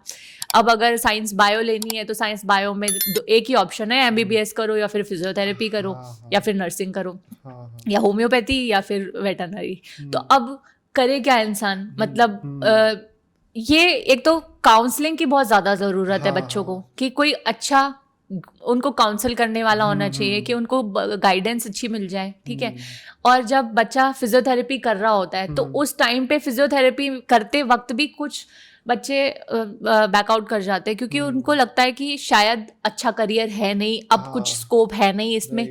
क्योंकि क्या है ना कि सोसाइटी में ऐसा प्रेशर बना हुआ है कि यार ये तो फिजियोथेरेपिस्ट है तो ये मसाज करता होगा, जो कि बिल्कुल गलत है, और ये बिल्कुल मिथ है। मसाज ही बिल्कुल मसाज जैसा तो कुछ है ही नहीं फिजियोथेरेपी में। ठीक है, और अगर कुछ है तो सॉफ्ट टिश्यू मैनिपुलेशन टेक्निक है, जो कि which is completely different from massage. ठीक है, तो अब जब जैसे मेरे खुद के बैचमेट्स ने 2 बैचमेट्स ऐसे थे जिन्होंने फिजियोथेरेपी फील्ड को बीच में छोड़ दिया। वो इसलिए छोड़ दिया, शायद उनको लगा कि स्कोप नहीं होगा, पर फिजियोथेरेपी में बहुत अच्छा स्कोप है। अगर आप आए हो इस फील्ड में, अगर आप एक्सप्लोर करते हो तो बहुत अच्छा स्कोप है। पर ऑब्वियसली हर चीज़ हर किसी के लिए नहीं होती, वो अलग बात है। लेकिन ऐसा नहीं है कि आप डिसअपॉइंट हो जाओ, और टीचर्स को भी ये चीज़ समझानी चाहिए कि आप अपना क्लिनिक सेटअप कर सकते हैं। ठीक है, अब जैसे मैंने मेरा क्लिनिक सेटअप किया था, मैं MPT में थी। ठीक है, तो मुझे कैसे करना है ये सब चीज़ें मैंने खुद से सीखी है। जब मैं एज एन अप्रेंटाइज में वर्क किया, मैंने हॉस्पिटल्स में, खुद के हॉस्पिटल में भी, अदर हॉस्पिटल्स में भी और क्लिनिक्स में भी। तो उसमें मैंने जाकर देखा कि यार कैसे क्या है कि यहाँ पर अच्छा इतने काउचेस हैं, यहाँ पर एक लैडर लगा हुआ है कि ये वाला जो पेशेंट के अकॉर्डिंग बेड का साइज होना चाहिए, अब थेरेपिस्ट के अकॉर्डिंग उसकी हाइट होनी चाहिए, तो सारा देखना पड़ता है, ठीक है। तो इससे ये चीज़ें आपको कोई सिखाएगा नहीं, यहाँ पर तो कोई नहीं सिखाएगा। और मैं ये मानती हूँ कि बीइंग अ फिजियोथेरेपिस्ट हमको खुद को भी फिट रहना चाहिए, तो ये चीज़ भी आपको कोई नहीं सिखाता, क्योंकि अगर हम खुद ही फिट नहीं रहेंगे तो हम पेशेंट को कैसे ठीक करेंगे, ठीक है। आपके अंदर इतनी स्ट्रेंथ होनी चाहिए। अब मैं फिट हूँ तो मैं अगर मुझे काफ़ी लोगों ने बोला भी है कि आप तो लड़की हो, आप तो कैसे, ये बहुत गंदा मतलब मुझे लगता है कि लड़की हो, what do you mean by लड़की हो, आप कैसे कैसे उठाओगे। और जब मैं उठाकर दिखाती हूँ तो देन दे से oh wow you have so much strength. तो मुझे लगता है कि उनको ये चीज़ जो स्ट्रेंथ ट्रेनिंग है और टीचर्स भी कोई नहीं बताता है, ठीक है। तो ये चीज़ हमारे अंदर खुद से, मेरे अंदर तो खुद से ही आई थी कि नहीं यार मुझे I have to be strong because I have to treat my patients, है ना। और मुझे वो चाहिए कि एक लड़के के अंदर जितनी स्ट्रेंथ है उतनी ही मेरे अंदर स्ट्रेंथ होनी चाहिए। एक पेशेंट चाहे मेल हो चाहे फीमेल हो उसको उठा सकूँ, चाहे वो ओबीज हो चाहे वो नॉर्मल हो, मैं उसको उठा सकती हूँ, ठीक है। और जब मैं बात करती हूँ तो टीचर्स ये नहीं बताते कि आपको खुद को भी वर्कआउट कैसे करना है। अगर आपके क्लिनिक में या आपके ओपीडी में पेशेंट आ रहे हैं तो आप भी साथ में वर्कआउट करो, आप जिम करो, आप अपने वर्कआउट्स जो डेली रूटीन 2-3 एक्सरसाइजेज हैं आप प्लान कर लो, ठीक है, क्रंचेस कर लो, आपकी जो कोर मसल्स हैं उनकी एक्सरसाइजेज कर लो, ठीक है। तो इससे ही आपके कोर सही रहेगी, ठीक है, आप फिट रहोगे। स्ट्रेंथ तो पेशेंट देखते देखते वैसे ही बिल्डअप हो जाती है अपने आप, ठीक है। तो धीरे धीरे ये चीज़ें आपको कोई नहीं बताने वाला, ये आपको खुद ही आएगी। और कोई भी बुक में ऐसा नहीं लिखा कि ये क्राइटेरिया फिक्स है, इस पेशेंट को ट्रीट करोगे तो ऐसे ही करोगे। वो चीज़ें आपको खुद से ही आएगी। आप खुद जितना एक्सप्लोर करोगे आपको उतना अच्छा एक्सपीरियंस मिलेगा, ठीक है। और जितने ज़्यादा पेशेंट देखोगे, मैं हर पेशेंट को देखती हूँ, हर नए पेशेंट से कुछ नया सीखती हूँ, कुछ नई टेक्निक मिलती है। अच्छा मैं इसको ये भी दे सकती हूँ और इससे ये भी ठीक कर सकती हूँ मैं। अब किसी को पता था कि लंग्स की प्रॉब्लम, जिसको हर कोई ये समझता है कि शायद एज़मा होगा, तो वो एज़मा समझ के रेस्पिरेटरी डिपार्टमेंट में चले जाते हैं दिखाने। वो प्रॉब्लम भी फिजियोथेरेपी से सॉल्व हो सकती है। सोचो, तो लोगों को पता ही नहीं है physiotherapy can do wonders. And even migraine का जो you were saying, माइग्रेन का प्रॉब्लम, साइनस का प्रॉब्लम, इन प्रॉब्लम्स के लिए normally people resort to medicines. और कैसे मैं कह तो रही हूँ कि हमारे जो टीचर्स हैं उन्होंने भी नहीं बताया, क्योंकि because of lack of awareness in them also, क्योंकि उनको भी तो नहीं पता, क्योंकि वो अगर मान लो कि उनको पता होगा तो वो हमको बताएंगे। अब मुझे पता है तो मुझे कैसे पता है, मुझे खुद से ही पता चला है, एक्सप्लोर किया है मैंने, ठीक है। अगर आप एक्सप्लोर करोगे, खुद पर वर्क करोगे, आपने एक बार सोच लिया कि नहीं I have to become a best physiotherapist, ठीक है, और मुझे अपनी ब्रांड बनानी है, तो आपको कोशिश करनी पड़ेगी, मेहनत करनी पड़ेगी। जितने ज़्यादा आप पेशेंट्स देख सकते हो देखो, जितना ज़्यादा आप न्यू टेक्निक्स इम्प्लीमेंट कर सकते हो करो। तो यू मीन टू से कि पहली बात तो फिजियोथेरेपी एकेडमी होनी चाहिए जो सिखाए। आजकल तो हर कोई ये एकेडमी के नाम पर वर्कशॉप्स कर लेते हैं। मैं आपको बता दूं 10 to 20 डेज की वर्कशॉप्स में वो सोचते हैं कि हम फिजियोथेरेपी सिखा देंगे बच्चों को, और फिर ये बस इनका तरीका होता है बच्चों से पैसे गेन करने का, पर कोई उनको अच्छे से गाइड नहीं करता कि आपको कैसे करना है। अगर कोई खुद को गाइड कर सकता है ना तो वो खुद ही है। किसी पर we can't rely on anyone, ठीक है। आजकल टीचर भी ठीक है कुछ हद तक, अगर मैं मेरे टीचर से सीख रही हूँ तो वो भी मुझे कॉम्पिटिटर ही समझेंगे फिजियोथेरेपी फील्ड में at the end of the day, ठीक है। क्योंकि अगर उनको कहीं ना कहीं ये इनसिक्योरिटी होगी शायद कि यार ये मुझसे आगे जा सकती है, तो वो क्योंकि सेम फील्ड में रह गए ना, तो वो पहले वाले गुरु थोड़ी रहे हैं आजकल, है ना। तो I agree to your point कि हमें ऑन द जॉब भी बहुत कुछ सीखने को मिलता है, पर इसके बियॉन्ड बहुत इम्पोर्टेंट ये है कि जो एजुकेशन सिस्टम है मेडिकल लाइन में, उसको और एडवांस होने की ज़रूरत है कि जो टीचर टीच कर रहे हैं उनको भी पता होना चाहिए कि क्या नई नई चीज़ें हो चुकी है, तो उनका रिसर्च भी बहुत स्ट्रांग होना चाहिए। Exactly. अब अगर वो चीज़ नहीं होगी तो मान लो किसी ने शुरुआत करी फिजियोथेरेपी लाइन में और शुरुआत के 5-6 महीनों में उससे गलतियां हो गई और वो गलतियां इतनी गंभीर हो गई कि द पर्सन क्विट। अब वो क्विट अगर कर देंगे तो जो पोटेंशियल उस इंसान में थी वो तो आगे बढ़ ही नहीं पाई। तो बहुत ज़रूरी है कि शुरुआत की पढ़ाई में ही वो चीज़ें कवर हो जाए ताकि वो जो देश में जो पोटेंशियल अभी भी है वो चीज़ डेवलप तो तभी होगी जब बैकग्राउंड में वो काम हो जाए। हाँ. अब इसके अलावा एक बात ये आ जाती है कि नॉर्मली कोई भी हॉस्पिटल्स में फिजियोथेरेपी का जो डिपार्टमेंट होता है वहाँ पेशेंट तभी जाता है जब सर्जरी हो जाती है। ये इस पे मैं बोलना चाहूंगी। हाँ। मतलब मुझे इतना ये अनोइंग लगता है कि क्या कहूँ मैं इंस्टा पे इतनी रील्स और मीम्स भी बनती है इसकी कि कभी कभी ऐसा होता है कि फिजियोथेरेपी डिपार्टमेंट से के में जाने के लिए रेफरेंस आ रहा है ऑर्थोपेडिशियंस का या फिर न्यूरोसर्जन्स का, और ऑर्थोपेडिशियंस जो है वो लिख कर भेज रहे हैं प्रेस्क्रिप्शन पे कि टेंस करवाना है, ये वाली 2-3 एक्सरसाइज करवानी है। तो अब वो हमको बताएंगे who are physiotherapists, we are ना। तो अब हम तो कभी उनको मतलब ये उनके काम में हम तो कभी नहीं करते और करना भी नहीं चाहिए क्योंकि हमने मसल पढ़ी है, एक ओरिजिन इंसर्शन पढ़ा है, हमने मैनुअल थेरेपी पढ़ी है, हमको पता है कि कैसे क्या ट्रीटमेंट करवाना है और कैसे हम ठीक कर सकते हैं। अब वो अगर हमारा काम भी वो ही करेंगे और हम उनका काम करने लगे तो उनको अच्छा लगेगा या नहीं, बताओ।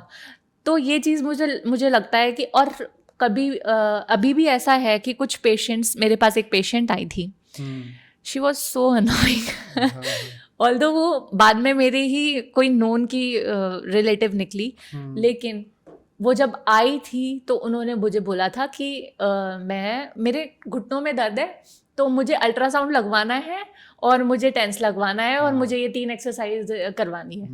तो मैंने कहा कि एक second, I will assess you and after my assessment I will decide what treatment I have to give you, ठीक है। तो अब वो मुझे कहती है कि नहीं मुझे कंसल्ट तो करवाना ही नहीं है, मैं तो ऑर्थोपेडिशियन से कंसल्ट करवा के आई हूँ। तो मैंने कहा कि आप ऑर्थोपेडिशियन से कंसल्ट तो करवा के आइए, पर वो कंसल्टेशन उनका था। अगर आप मेरे यहाँ ट्रीटमेंट करवाएंगी तो मैं मेरा कंसल्टेशन दूंगी और मेरे असेसमेंट के according he I will decide your treatment protocol. उसके अलावा अगर आप चाहते हैं कि 10 अल्ट्रासाउंड लगा दूं तो 10 अल्ट्रासाउंड ये रहा, आप अपने घर लगा लेना, ठीक है। अब वो ऐसे पेशेंट्स आ जाते हैं तो फिर लगता है कि यार इन लोगों को जो डॉक्टर्स ने बोल दिया है इनके दिमाग में फिट हो गया। अब गलती उनकी नहीं है, अब वो डॉक्टर्स ने उनको जो बोला है वो उनके दिमाग में फिट हो गया है। उनको भी समझना चाहिए कि यार वो कैसे, अब अगर आप बोल दोगे पेशेंट को कि नहीं आपको यही करवाना है, यही आपके ठीक होगा। कुछ पेशेंट्स होते हैं जो समझदार होते हैं, वो बोलते हैं कि मैम मैं नहीं जानता, आप जानते हो, आप फिजियोथेरेपिस्ट हो, आप करवा दो, आप जो बोलोगे मैं ठीक समझूंगा। कुछ होते हैं जो अपने आप को ही समझते हैं तो फिर वो वैसा रिजल्ट मिलता है उनको। ये तो इंटरफेरेंस की बात हो गई, लेकिन इसके बियॉन्ड सबसे बड़ी प्रॉब्लम ये है कि मान लो कोई प्रॉब्लम फिजियोथेरेपी से ही सॉल्व हो सकती थी, लेकिन उनको सर्जरी सजेस्ट कर दिया गया। अब फिजियोथेरेपी की एडवाइस तो तब आएगी ना जब उनसे पेशेंट्स की मुलाकात होगी। पेशेंट्स की मुलाकात होने से पहले वो डॉक्टर से मिल लेते हैं और सर्जरी हो जाती है।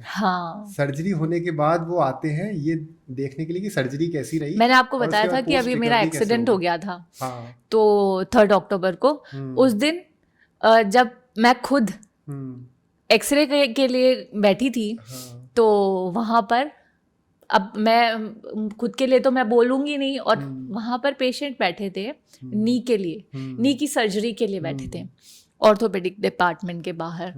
तो मुझे लगा कि मुझे मेरे भैया ने बोला कि तनु तू अगर इनको ठीक कर सकती है तो मैं तेरा कार्ड दे दूँ इनको। मैंने बोला भैया I can treat anyone and I can completely cure any clinical condition, ठीक है, चाहे कोई भी हो, है ना। तो भैया बोलते हैं कि यार देख बेचारे हैं ना, इनके पास पता नहीं इतने पैसे भी नहीं होंगे और ये सर्जरी के लिए बैठे हैं, इनके घुटनों, ये इनकी बेटी है साथ में, मैं ऐसा करता हूँ तेरा कार्ड दे देता हूँ। मैंने कहा देख मैं तो अभी उठने की कंडीशन में हूँ नहीं क्योंकि मेरा तो एक्सीडेंट हो रखा है, तो तू देना चाहे तो दे दे। उसने बोला कि चल ठीक है, तू मुझे व्हाट्सएप कर दे मेरा कार्ड।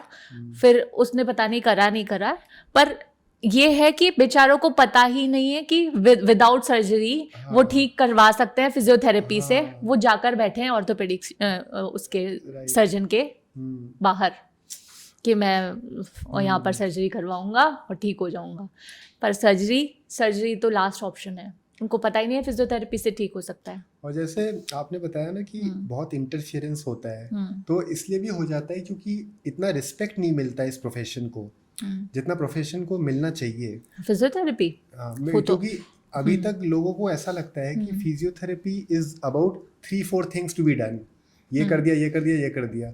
लेकिन वो एक प्रोटोकॉल है जो फॉलो करते हैं, एग्जामिन करते हैं, एज गुड एज कोई MBBS डॉक्टर हो या MD डॉक्टर हो। जिस तरह से उनकी एक रिसर्च होती है, प्रॉपर थॉरो स्टडी के बाद वो काम करते हैं, वैसे ही फिजियोथेरेपिस्ट भी अपना काम पूरी रिसर्च के बाद करते हैं। लेकिन क्योंकि रिस्पेक्ट नहीं मिलती तो वो ये सोचते हैं कि it is they are below them. आप समझ रहे हो? इट इज लाइक एक बात बोलना चाहूंगी मैं, रिस्पेक्ट के पीछे मतलब भागना। मैं ये मानती हूँ कि action speaks louder than words, ठीक है? तो अगर आपका काम वैसा है, अगर आप फिजियोथेरेपिस्ट इतने अच्छे हो कि आपने एक पेशेंट को 2 पेशेंट को ठीक कर दिया, तो आपकी माउथ पब्लिसिटी वैसे ही हो जाएगी, ठीक है? वो ही आपके लिए पेशेंट्स लेकर आ जाएंगे। तो आपको कुछ कहने की किसी को ज़रूरत नहीं है। हमारी ही फील्ड में कुछ फिजियोज जो हैं वो इंस्टा पे मैं देखती हूँ, इतने कमेंट्स करते हैं, लड़ते हैं ऑर्थोपेडिशियंस से या किसी से भी कि एक तो रेस्पेक्ट नहीं मिल रही और हमारे प्रोफेशन में तुम डॉक्टर नहीं लगाते और ये वो, मतलब बहुत सारी चीज़ें हैं, ठीक है? तो वो रेस्पेक्ट के लिए जो वो उनके अंदर ईगरनेस है, तो वो चीज़ नहीं होनी चाहिए। मुझे लगता है कि आप अपना काम करो और अपने काम से आप बताओ लोगों को कि आप क्या कर सकते हो, ठीक है? आप किसी को कुछ प्रूव तो नहीं कर सकते ना, लोगों को क्यों बताना है कि आप क्या हो, ठीक है? आप अपने काम से बता सकते हो। अगर कोई आपके बारे में क्या सोच रहा है, ये भी आप ही सोचोगे तो लोग क्या सोचेंगे, है ना? तो ये नहीं सोचना है आपको। वो लोग जो सोच रहे हैं वो उनको पता चल जाएगा at the end of the day. जब उनको प्रॉब्लम होगी वो आपके पास आएंगे, जब वो सॉल्व नहीं हो पाएगी सर्जरी से, वो खुद डरेंगे सर्जरी से, जब वो आपके पास आएंगे और वो जब आप उनको रिजल्ट दोगे तब वो आप पर ट्रस्ट करने लग जाएंगे, रिस्पेक्ट अपने आप मिल जाएगी। और अपकमिंग डेज में I am telling you, physiotherapy एक ऐसा प्रोफेशन है जो टॉप पर होगा, क्योंकि MNCs की जॉब वर्क फ्रॉम होम हर कोई कर रहा है, ठीक है? और ट्रैवलिंग जॉब हर किसी की है, ट्रैवलिंग का शौक लोगों को है, ठीक है? तो वो जो लॉन्ग सिटिंग पॉस्चरल प्रॉब्लम सबको हो रही है, ठीक है? बच्चों को आजकल डिजिटली इतना बढ़ चुका है कि सर्वाइकल इशू सब कुछ बढ़ रहा है, तो सबसे ज़्यादा फिजियोथेरेपी का ही स्कोप है, ठीक है? तो फिजियोथेरेपी बेस्ट है और मैं तो मानती हूँ कि मैं तो बहुत खुश हूँ और थैंकफुल टू गॉड कि मुझे फिजियोथेरेपिस्ट बनाया। एक्चुअली बात ये हो जाती है ना कि कुछ चीज़ें टेक्निकली होती है, टेक्निकल चीज़ें समझ के अपन उस पर वर्क करते हैं कि जैसे जो बॉडी के पॉइंट्स हैं, जो जॉइंट्स हैं, जहाँ पे टच करके उसको रिकवरी हो सकती है। लेकिन बोला इस तरह जाता है कि it is like you are doing a massage और यू आर डूइंग 3-4 थिंग्स जो बताई जाती है physiotherapy, it is all about that. पर लोग ये नहीं समझते हैं कि इसमें पढ़ाई गई है, इसमें रिसर्च गया है और टेक्निकली चीज़ों को समझ के चीज़ें होती हैं। अब अगर इस तरह का मिथ सर्कुलेट हो जाता है ज़्यादा लोगों में, तो लोग ये नहीं समझ पाते हैं कि ये एक नेसेसिटी है, it is not a luxury, it is a necessity because ये आपके बॉडी को ट्रीट कर रहा है, हील कर रहा है, फिजिकली भी और मेंटली भी। मेंटली भी हील हो रहे हो आप।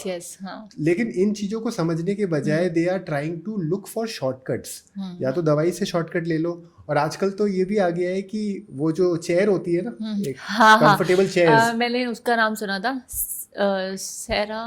सेरा जिम एक कंपनी है, उसमें एक बेड आता है तो उस पर आप लेट जाओ और फिर वो आपको मसाज देगा। एंड इवन इन एयरपोर्ट्स मैंने देखा है, व्हेन आई ट्रैवल, मैं देखता हूँ कि एयरपोर्ट्स में भी वो चेयर रहते हैं, तो वहां पे लोग 5 मिनट के लिए बैठ गए।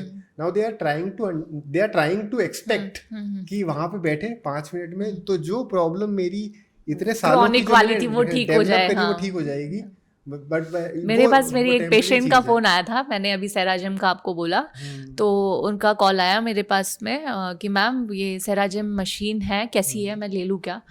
इससे मुझे फिजियोथेरेपी की रिक्वायरमेंट नहीं होगी और मैं खुद ही ठीक हो जाऊंगी। अब मैं उनको क्या बोलूँ कि एक तो ये स्पाइन के लिए है सेराजिम जो है, वो स्पाइन के लिए आपको पता नहीं है कि वो किस तरह से अलाइनमेंट आपका कैसे करेगी। आप लेट जाओगे एक बार को, मशीन को थोड़ी कुछ पता होता है। हम लोगों को एक एक मसल का पता होता है। अब वो मशीन पे आप लेट भी गए, उसको किसी फिजियोथेरेपिस्ट के हाथों अगर आप दे रहे हैं और फिर वो कर रहा है उसको ऑपरेट, तो वो ठीक तरीके से करेगा, ठीक है। लेकिन अगर आप खुद से ही घर में वो लाकर रख रहे हैं और फिर वो सोच रहे हैं कि अब मैं फिजियो के पास नहीं जाऊंगा और फिर जाऊंगी, फिर मैं खुद से ही ठीक हो जाऊंगी ये कर कर, और वो आती है 2.75 लाख समथिंग की, तो वो मैं ले लेती हूँ। मैंने कहा मैं कुछ नहीं कह सकती, आपकी मर्जी, आप जो कर सकते हो। वो मेरी बहुत पुरानी पेशेंट थी, वो कुछ 7-8 दिन के लिए ही आई थी मेरे पास, तो उन्होंने मुझसे पूछा था।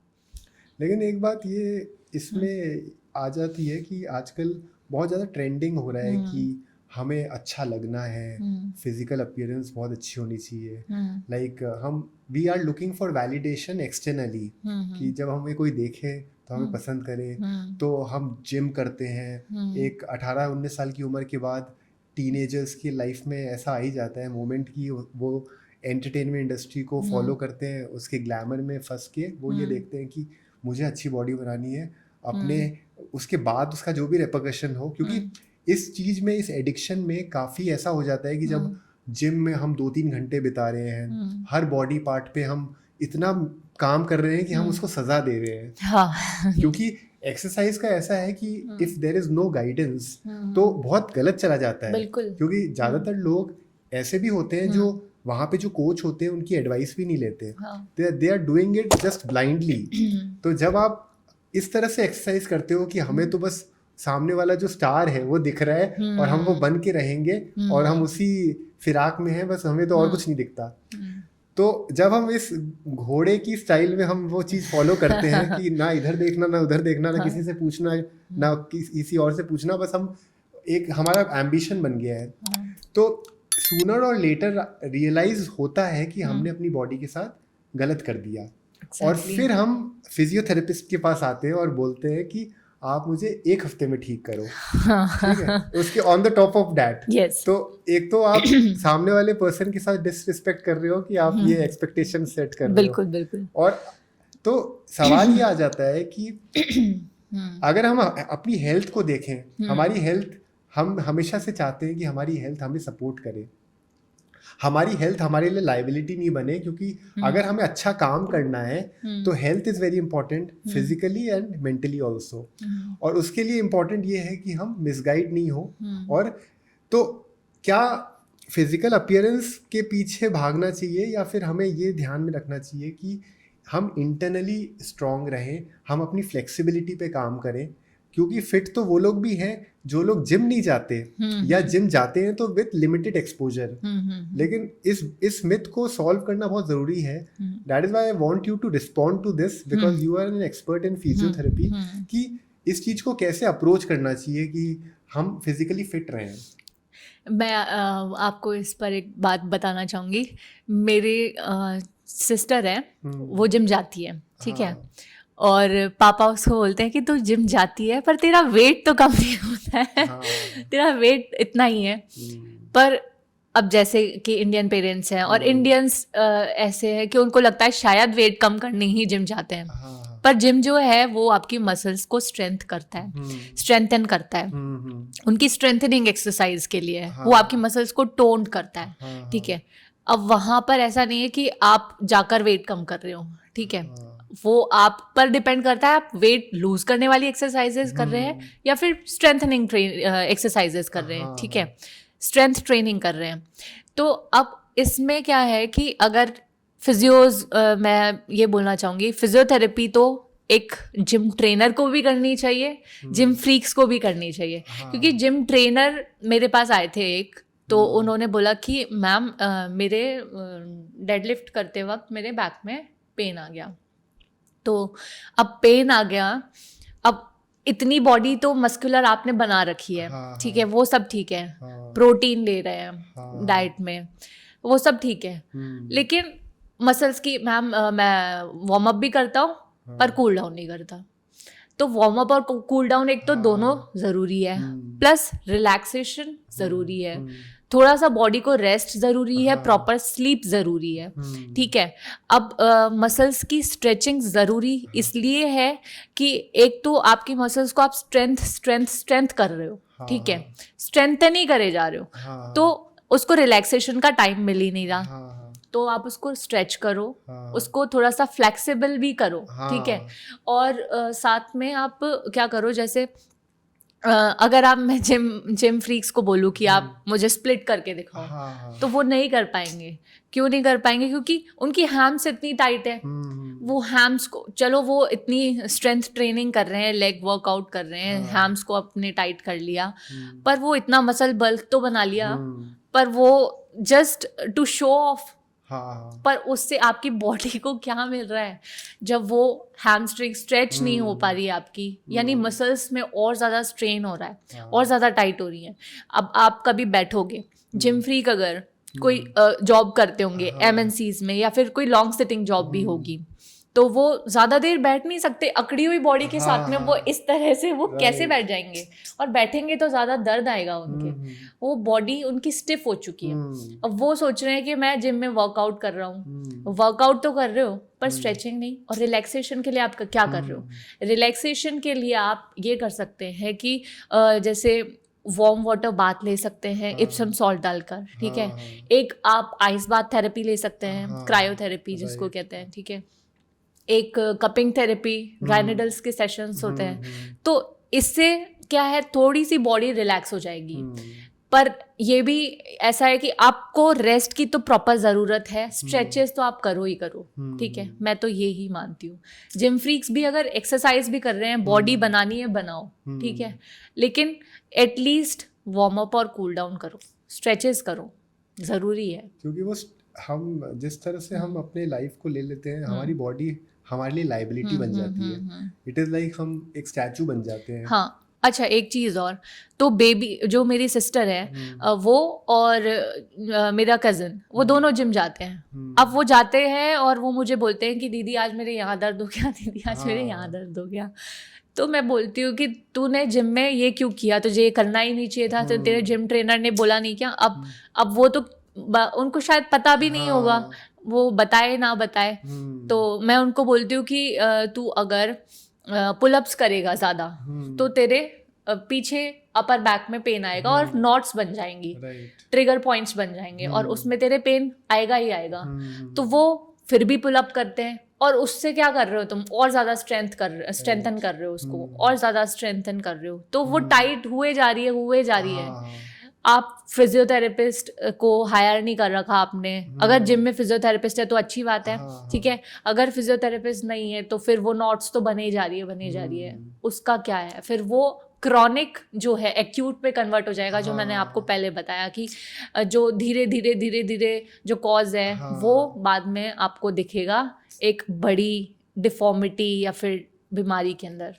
तो रूट कॉज पे कोई नहीं जाता है। हाँ, जैसे हम कोई जिम में जाएं भी, अगर देखें भी, तो हमेशा हम यही देखते हैं कि इमेजेस, अच्छे इमेजेस दिखा देते हैं कि मतलब बॉडी बिल्डिंग वाले इमेजेस होते हैं, लेकिन ये नहीं दिखाते हैं कि how we can make our body flexible, more endurable. क्योंकि वो बॉडी का क्या मतलब है, जो बॉडी हमारे लिए लाइबिलिटी बन जाए, हमें उसको घसीटना पड़े। अगर हमें अपना काम करना है तो हमारे अंदर एनर्जी तो रहनी चाहिए।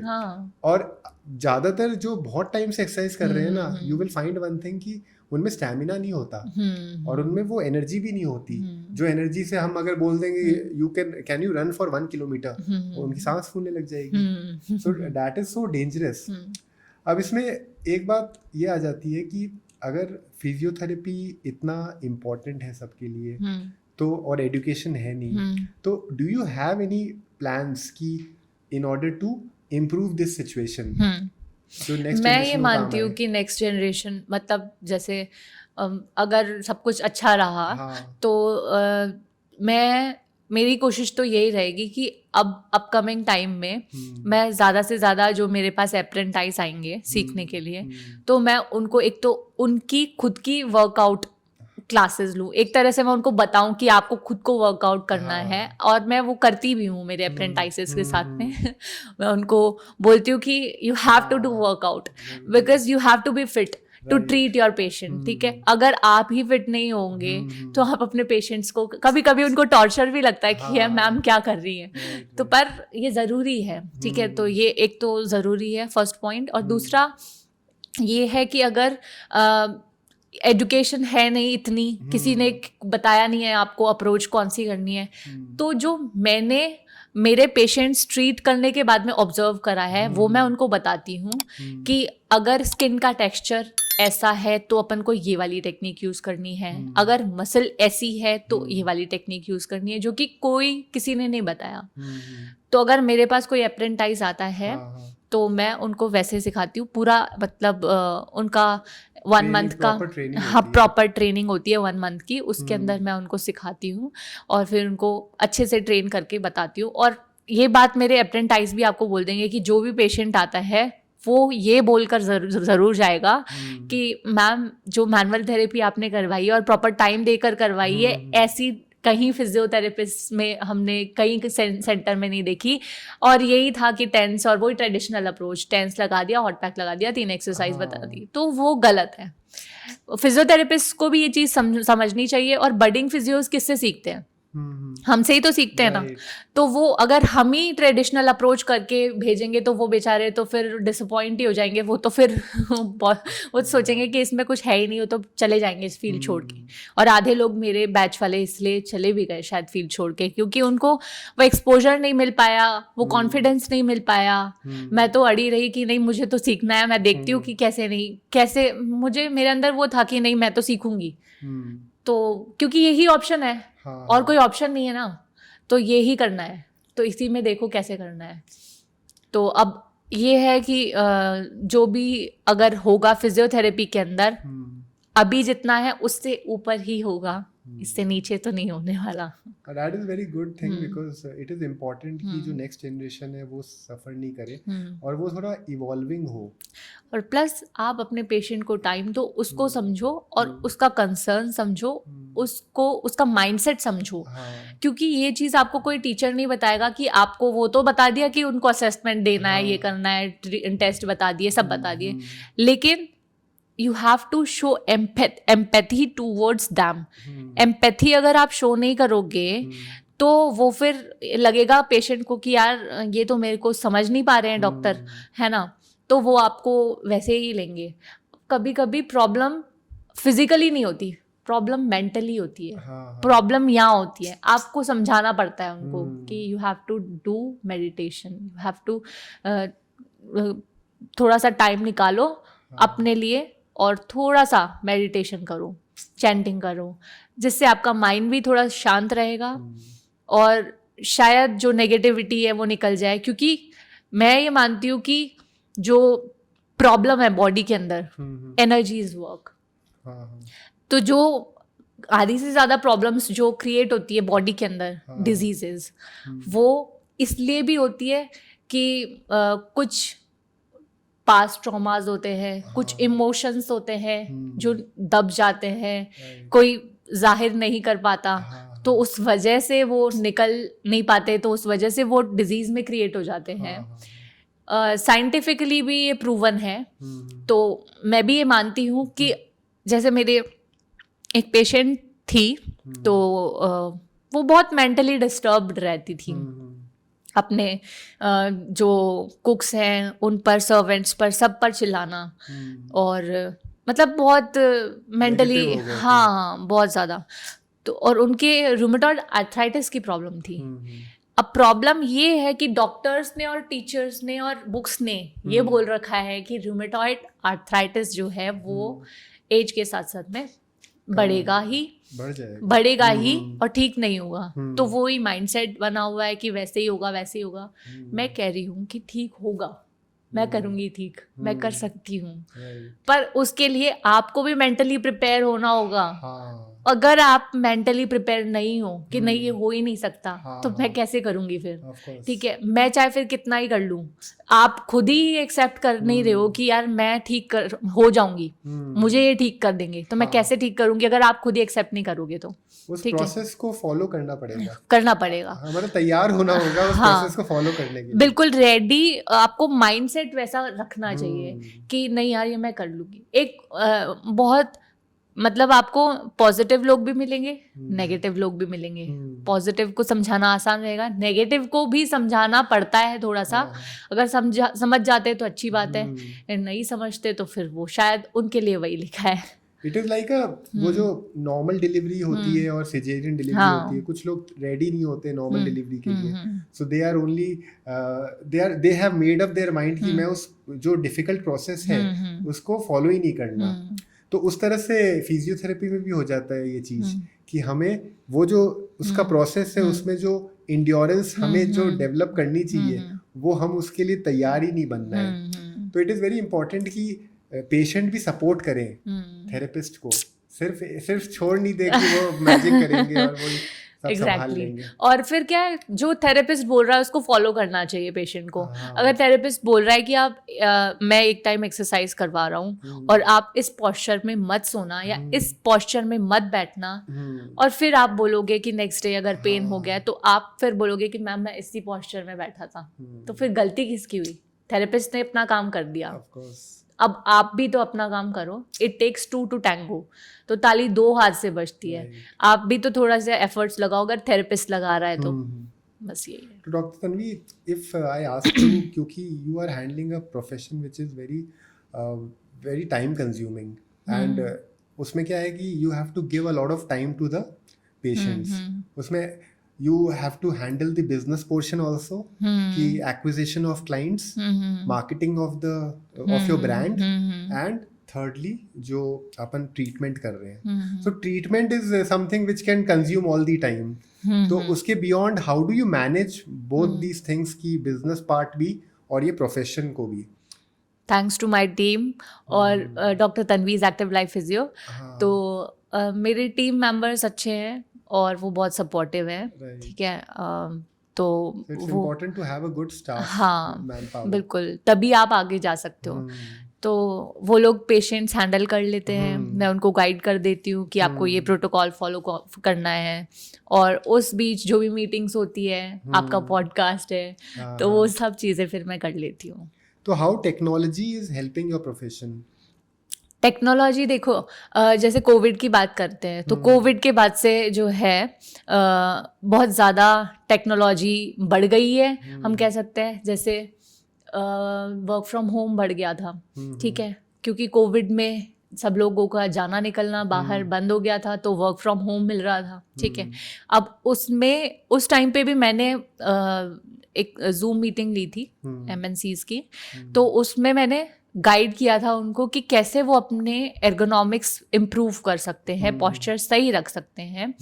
क्योंकि अब क्या है कि जब आप वर्क फ्रॉम होम करेंगे, लैपटॉप पर वर्क ज़्यादा करेंगे, ठीक है, तो अब आप क्या कर रहे हैं, टाइम ज़्यादा दे रहे हैं उस पर, सर्वाइकल इशू क्रिएट हो सकता है, बैक पेन क्रिएट हो सकता है। तो मैंने उनको बताया आप बीच बीच में कौन कौन से स्ट्रेचेस कर सकते हैं, ठीक है, और कौन कौन सी एक्सरसाइजेज आप थोड़ी 2-3 एक्सरसाइजेज तो अपनी डेली रूटीन में कर ही सकते हैं, और वॉक तो आप कर ही करें। और स्ट्रेचेस इसलिए ज़रूरी है क्योंकि वो आपकी मसल को टाइटनेस और स्टिफनेस से बचा सकता है, आपके जॉइंट्स को, ठीक है। तो ये इम्पॉर्टेंट है।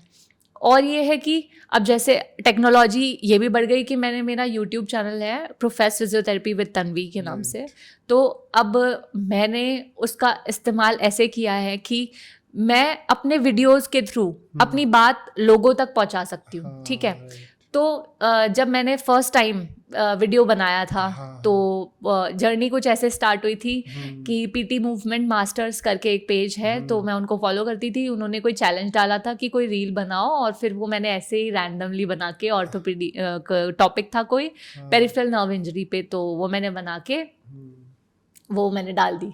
तो उनको भेजी मैंने, पहले मैं सोच रही थी कि भेजूँ ना भेजूँ, तो फिर मैंने उनको भेज दी। फिर मिस्टर निश्चय मोदी हैं जो पीटी मूवमेंट मास्टर्स के ओनर हैं, तो उन्होंने बोला कि आपका कंटेंट बहुत अच्छा है और हमारी इस रील पर बहुत ज़्यादा सेव्स हैं, लाइक्स है और आपका कंटेंट रीशेयर हो रहा है। अच्छा। और मुझे तब पता चला कि अच्छा मेरा कंटेंट इतना अच्छा है, मतलब इसमें सेव हो रहा है, रीशेयर कर रहे हैं लोग। तो मुझे वहाँ से कॉन्फिडेंस मिला और फिर मैंने और वीडियोस बनाने स्टार्ट करे। तो धीरे धीरे वीडियोस बनाते बनाते मुझे कॉन्फिडेंस आने लगा। तो जब मैं एक्सरसाइजेस के वीडियोस डालने लगी यूट्यूब पे, तो मुझे रिस्पॉन्स मिलने लगा, पॉजिटिव रिस्पॉन्स मिलने लगा लोगों से कि मैम आपकी एक्सरसाइज से मेरा दर्द ठीक हो गया। तो जब पॉजिटिव रिस्पॉन्स मिला तो रीइंफोर्समेंट हुआ कि बहुत अच्छा लग रहा है, कि रिजल्ट मिल रहा है। तो मैंने और बनाए वीडियोस, ठीक है। फिर मैंने इंस्टाग्राम पेज बना रखा था मेरा, प्रोफेस फिजियोथेरेपी, तो उस पे मैंने वीडियोस डाले। अब जैसे जो बडिंग फिजियोज हैं तो उनको पता नहीं होता है कि उनके लिए क्या ठीक है क्या नहीं है, तो उनके रिगार्डिंग मैंने फिजियोज के रिगार्डिंग जो टॉपिक्स है वो कवर करे, वो मैंने डाले, उस पर वीडियोज़ डाले।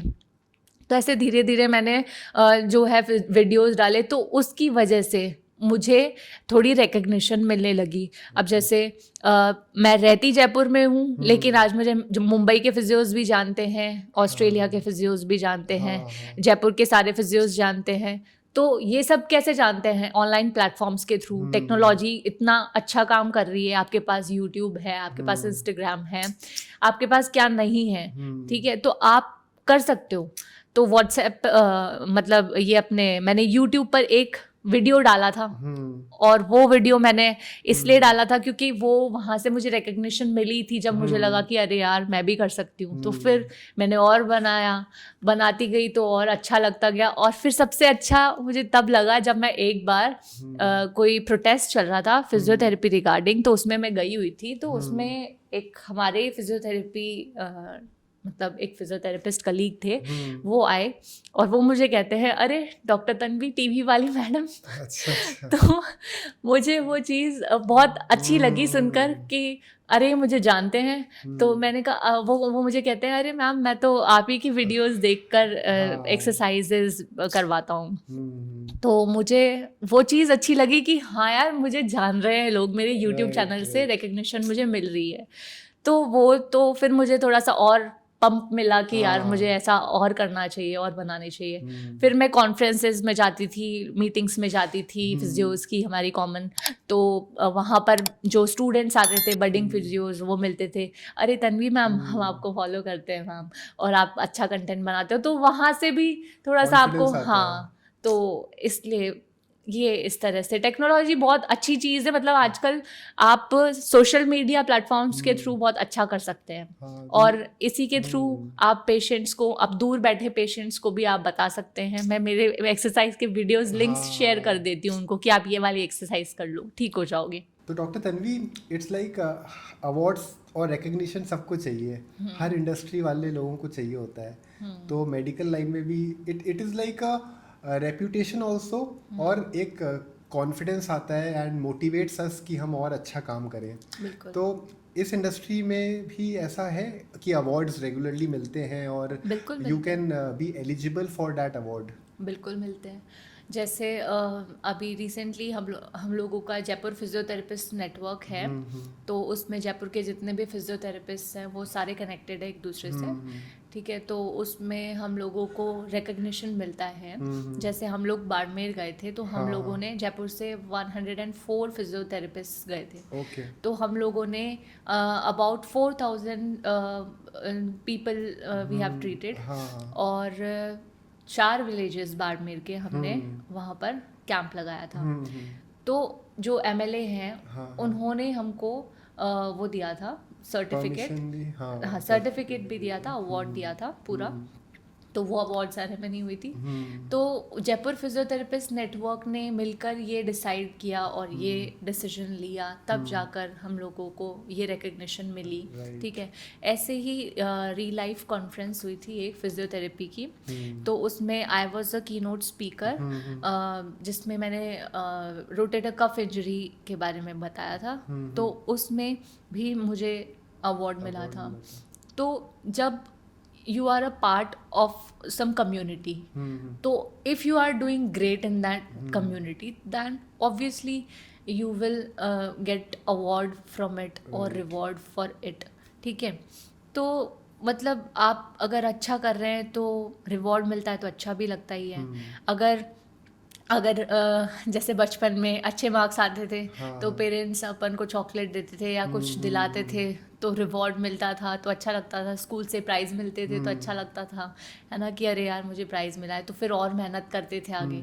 वैसे ही अगर आपको अवार्ड मिल रहा है, रिकग्निशन मिल रही है, तो आप और मेहनत करते हो कि यार अच्छा मुझे और अवार्ड्स चाहिए, मुझे चाहिए कि मेरा क्लिनिक पूरा अवार्ड से भर जाए। चाहे बनाने को तो फेक अवार्ड्स भी बना सकते हैं, लेकिन वो वाला फेक अवार्ड नहीं चाहिए ना, मुझे रिकग्निशन चाहिए। मुझे वो चाहिए कि मैं अगर बोल रही हूँ तो मुझे लोग सुन रहे हैं, मैं ऐसा क्या कर रही हूँ जिससे मुझे लोग सुने। आज मैं यहाँ आपके साथ बैठी हूँ पॉडकास्ट में, तो आज मैंने जो बातें बताई उससे आज शायद सारे फिजियोज को बहुत कुछ सीखने को मिले, तो वो आज मुझे जानेंगे। शायद ये सुपर हिट हो जाए, तो इससे एक रिकग्निशन मिल जाए, शायद इससे अवार्ड मिल जाए। तो इसमें लेकिन अवार्ड्स के लिए आपको कहीं रजिस्टर करना पड़ता है? रजिस्टर, देखिए ऐसे तो स्पॉन्सर भी होते हैं। ठीक है, स्पॉन्सर्स ऐसे कुछ अवार्ड शोज आप खुद भी कर सकते हो। जैसे जयपुर फिजियोथेरेपिस्ट नेटवर्क है, उसके अंदर अबाउट 500 फिजियोथेरेपिस्ट हैं और मोर देन 500 होंगे।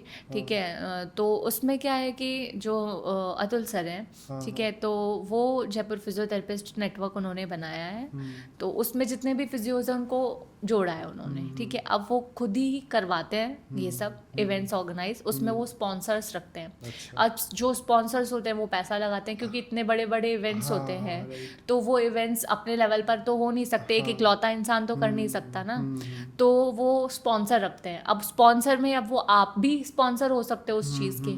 अगर मान लो कि मैं स्पॉन्सर हूँ और मैं उनको पैसा लगा रही हूँ उस इवेंट में, तो फिर वो मेरे लिए इतना कर सकते हैं कि हाँ अवार्ड दे दें। तो इस तरह से ये बिजनेस और मार्केटिंग होती है थोड़ी बहुत।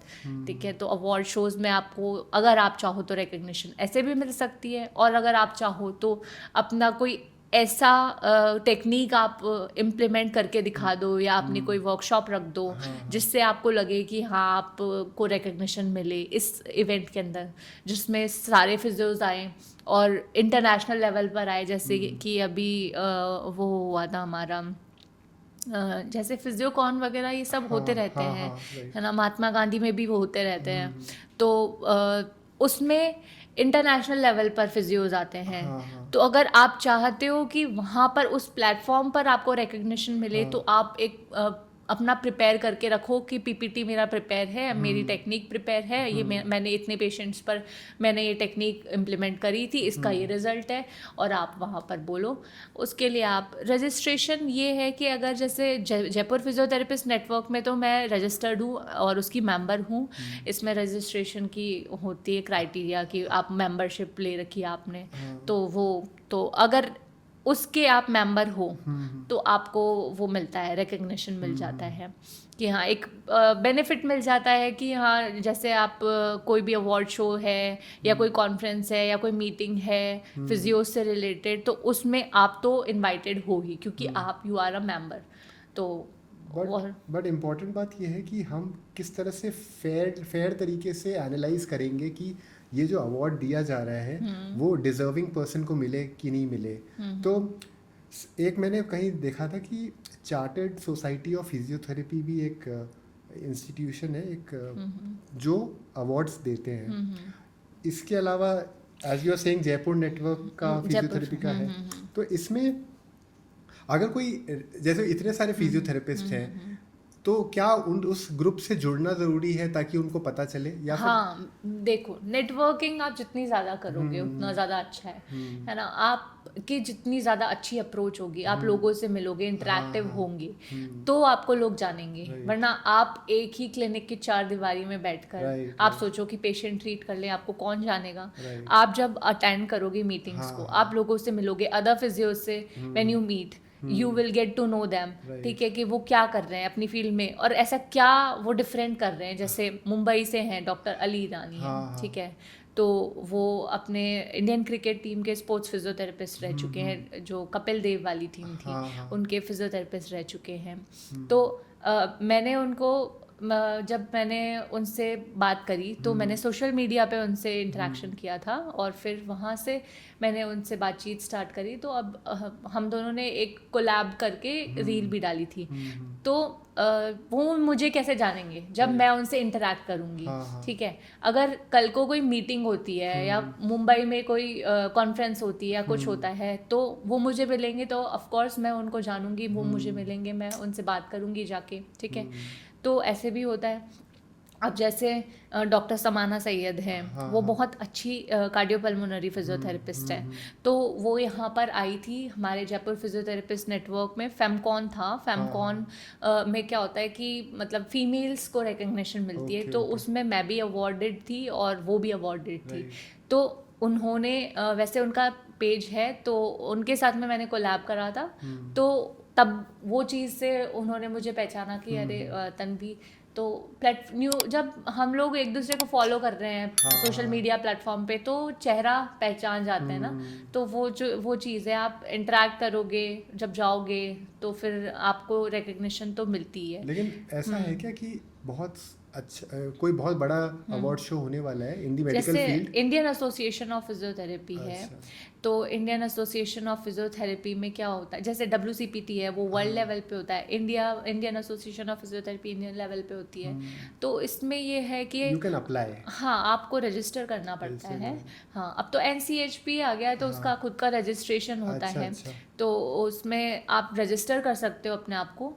और फिर जैसे IAP है, तो अगर उसको लग रहा है आप Indian association of physiotherapy network के मतलब मेंबर हो, तो आप अगर कुछ अच्छा कर रहे हो अपनी फील्ड में, तो फिर अब जब उसके कॉन्फ्रेंसेज आती है तो आप उसमें अपने आप को रजिस्टर कर सकते हो। आप उसमें डाल दो कि आप मेंबर हो, तो फिर आपको अगर रिकग्निशन चाहिए तो फिर वो आपको मिल जाएगी। ऐसे भी होता है क्या कि कोई मान लो कोई ऑर्थोपेडिशियन अच्छे हैं, कोई गायनोकोलॉजिस्ट अच्छे हैं, है ना, सब, लेकिन एक कॉमन अवार्ड शो हो रहा है जिसमें सब लोग पार्टिसिपेट कर रहे हैं और जिनका काम बेस्ट है उनको अवार्ड मिलता है, ऐसा भी कुछ है? हाँ, होते हैं होने को। तो अगर आप अब देखो, आप खुद भी करवा सकते हो और हम लोग करवाते भी हैं। जैसे मैंने आपको बताया, जैसे जयपुर फिजियोथेरेपिस्ट नेटवर्क है, तो उसमें भी होता है कि न्यूरो सर्जन्स भी आते हैं, ऑर्थोपेडिशियंस भी आते हैं। तो जो एलिजिबल हैं, हाँ, जिस भी फील्ड से उनको मिलता है, वो आ सकते हैं, वो अपना बताएं।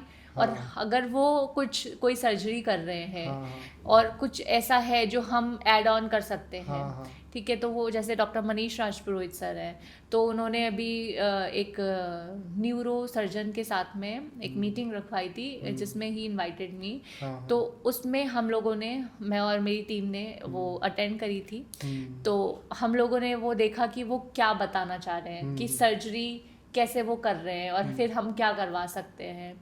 तो उसमें हमने उनका पर्सपेक्टिव भी जाना, हमने अपना पर्सपेक्टिव भी रखा कि वो अगर फिजियोथेरेपी अवॉइड कर रहे हैं, वो अगर सर्जरी को अपना फर्स्ट प्रायोरिटी समझ रहे हैं, तो कैसे हम फिजियोथेरेपी से उसको ठीक कर सकते हैं।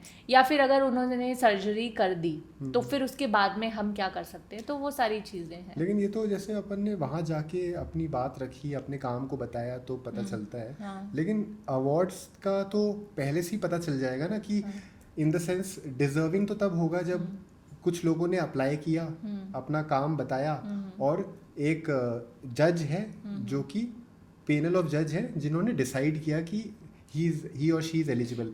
तो इस तरीके से तो नहीं होता है। अच्छा, हर जगह पॉलिटिक्स चलती है। राइट।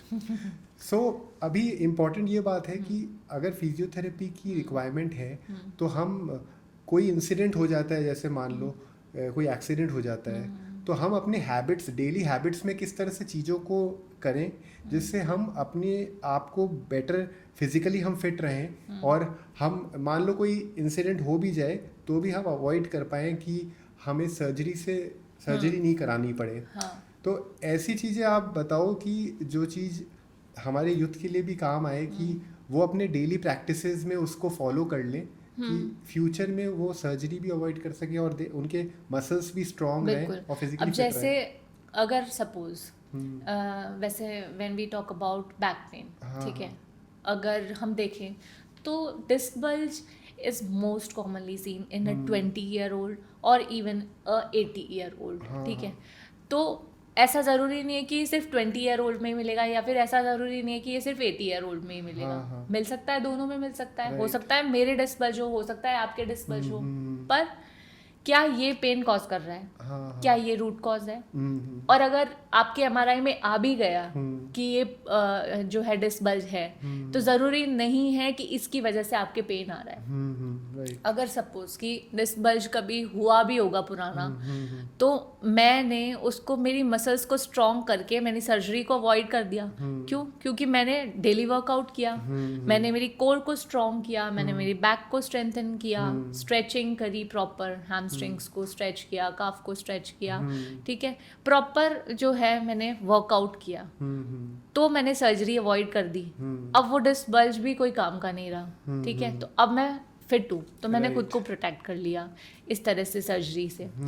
अब वो तो अब एक माइंडसेट भी होता है आपका खुद का कि आप कितना कर रहे हैं। अब जैसे रिसेंटली मैंने आपको बताया कि मेरा एक्सीडेंट हुआ था, तो मेरा जो टेल बोन है उसमें माइनर सा फ्रैक्चर था, तो उसकी वजह से डॉक्टर ने मुझे बोला था कि आपको सिर्फ और सिर्फ रेस्ट करना है और बैठो भी मत और कुछ भी मत करो। पर ऐसे तो चलने वाला नहीं है काम। शाहरुख खान बोलते हैं कि जब आप ये भूल जाओ कुछ, अगर आपको पाना है बहुत शिद्दत से, तो आप ये भूल जाओ कि आपको खाना है, आपको रेस्ट करना है।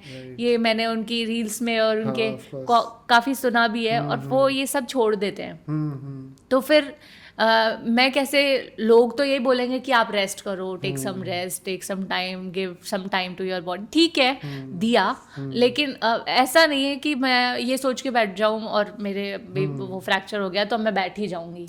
ऐसे चलेगा कैसे काम? नहीं चलने वाला ना।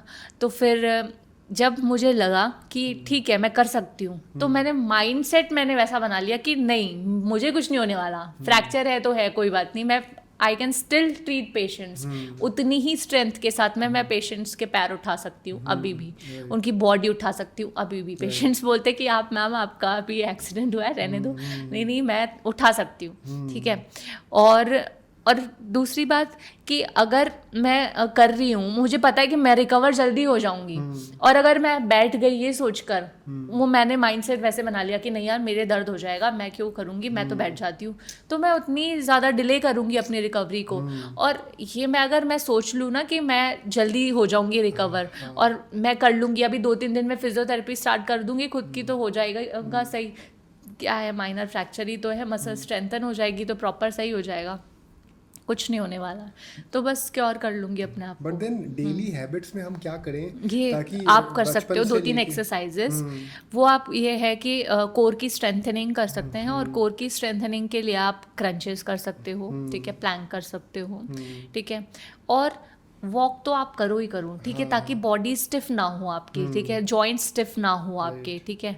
और ज़्यादा से ज़्यादा जो मैं अपने आप को फिट रखने के लिए करती हूँ, मेरा एक वेट मेंटेन रखने के लिए करती हूँ, वो मैं स्किपिंग तो करती हूँ कार्डियो के नाम पर, ठीक है।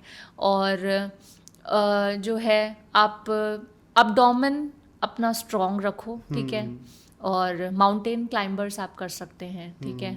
और आप कोई स्पोर्ट्स में जुड़े रहे, हाँ, कोई स्पोर्ट्स में तो हमेशा जुड़े रहना चाहिए। स्पोर्ट्स में तो हमेशा जुड़े, बिकॉज अभी क्या है, डिजिटली बच्चे खेल लेते हैं गेम्स, तो बाहर नहीं जाते। यही तो ये सबसे बड़ा डिसएडवांटेज है आजकल, जो वीडियो गेम्स का जो ज़माना है। और ठीक है अब है तो है, लेकिन अब बाहर खेलने नहीं देते, पेरेंट्स बोलते हैं मिट्टी में हो जाएगा बच्चा, हमने तो मिट्टी में खेले हम तो, है ना। लेकिन लेकिन कोई बात नहीं, अब आजकल है वो ट्रेंड कि नहीं हमारे बच्चे तो इंडोर गेम्स ही खेलेंगे, हाँ। तो फिर वैसा ही but then you circle have बन टू जाता है। Change, one should change, one should at least एक गेम, स्पोर्ट गेम तो खेलना ही चाहिए, वो भी outside, not within the हाँ रूम्स। हाँ बिल्कुल होना चाहिए, और- जिससे आपकी बोन स्ट्रांग रहे। strong। अब जैसे बच्चे हैं तो बच्चों को अगर कोई इंजरी होती है तो वो तो कम्प्लीटली क्योर जल्दी हो जाएगी, हाँ, हाँ। ठीक है, पर एक वही ओल्ड एज है तो उसको थोड़ा टाइम लगेगा, ओल्ड एज पर्सन को थोड़ा टाइम लगेगा, क्योंकि उनकी अब बोन्स में इतनी कैपेसिटी नहीं है। प्लस अगर विमेन है तो वो मीनोपॉज के बाद में एस्ट्रोजन हार्मोन जो है वो बनेगा नहीं, तो उसकी वजह से ऑस्टियोपोरोसिस के चांसेस बढ़ जाते हैं, तो वो बोन्स वैसे ही वीक हो जाती है, हॉलो हो जाती है, तो वो फ्रैक्चर तो गिरते ही होता है।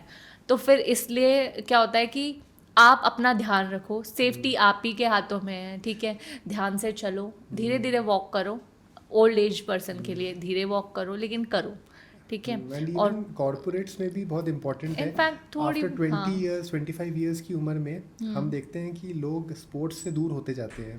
हाँ, क्योंकि वो बिजी वो स्केड्यूल। अपने अब मेरे job पास में busy हो पेशेंट्स जाते आते हैं, हैं। बोलते हैं मैम मेरे पास टाइम ही नहीं है, मैं क्या करूँ, हाँ। मैं क्या करूँ, मेरी जॉब ही ऐसी है, ट्रैवलिंग जॉब है, मैं 3 दिन ही रहता हूँ यहाँ जयपुर में, 3 दिन बाहर रहता हूँ, कैसे फिजियो करवाऊँ मैम। अब वो तो आप ही को डिसाइड करना पड़ेगा, आप 3 दिन कहाँ रह रहे हो, 3 दिन कहीं कहीं और रह रहे हो, तो वहाँ पे फिजियोथेरेपिस्ट ढूंढो, वहाँ अपना या तो फिजियो करवाओ या फिर अपनी वर्कआउट करो, कहीं भी जाओ।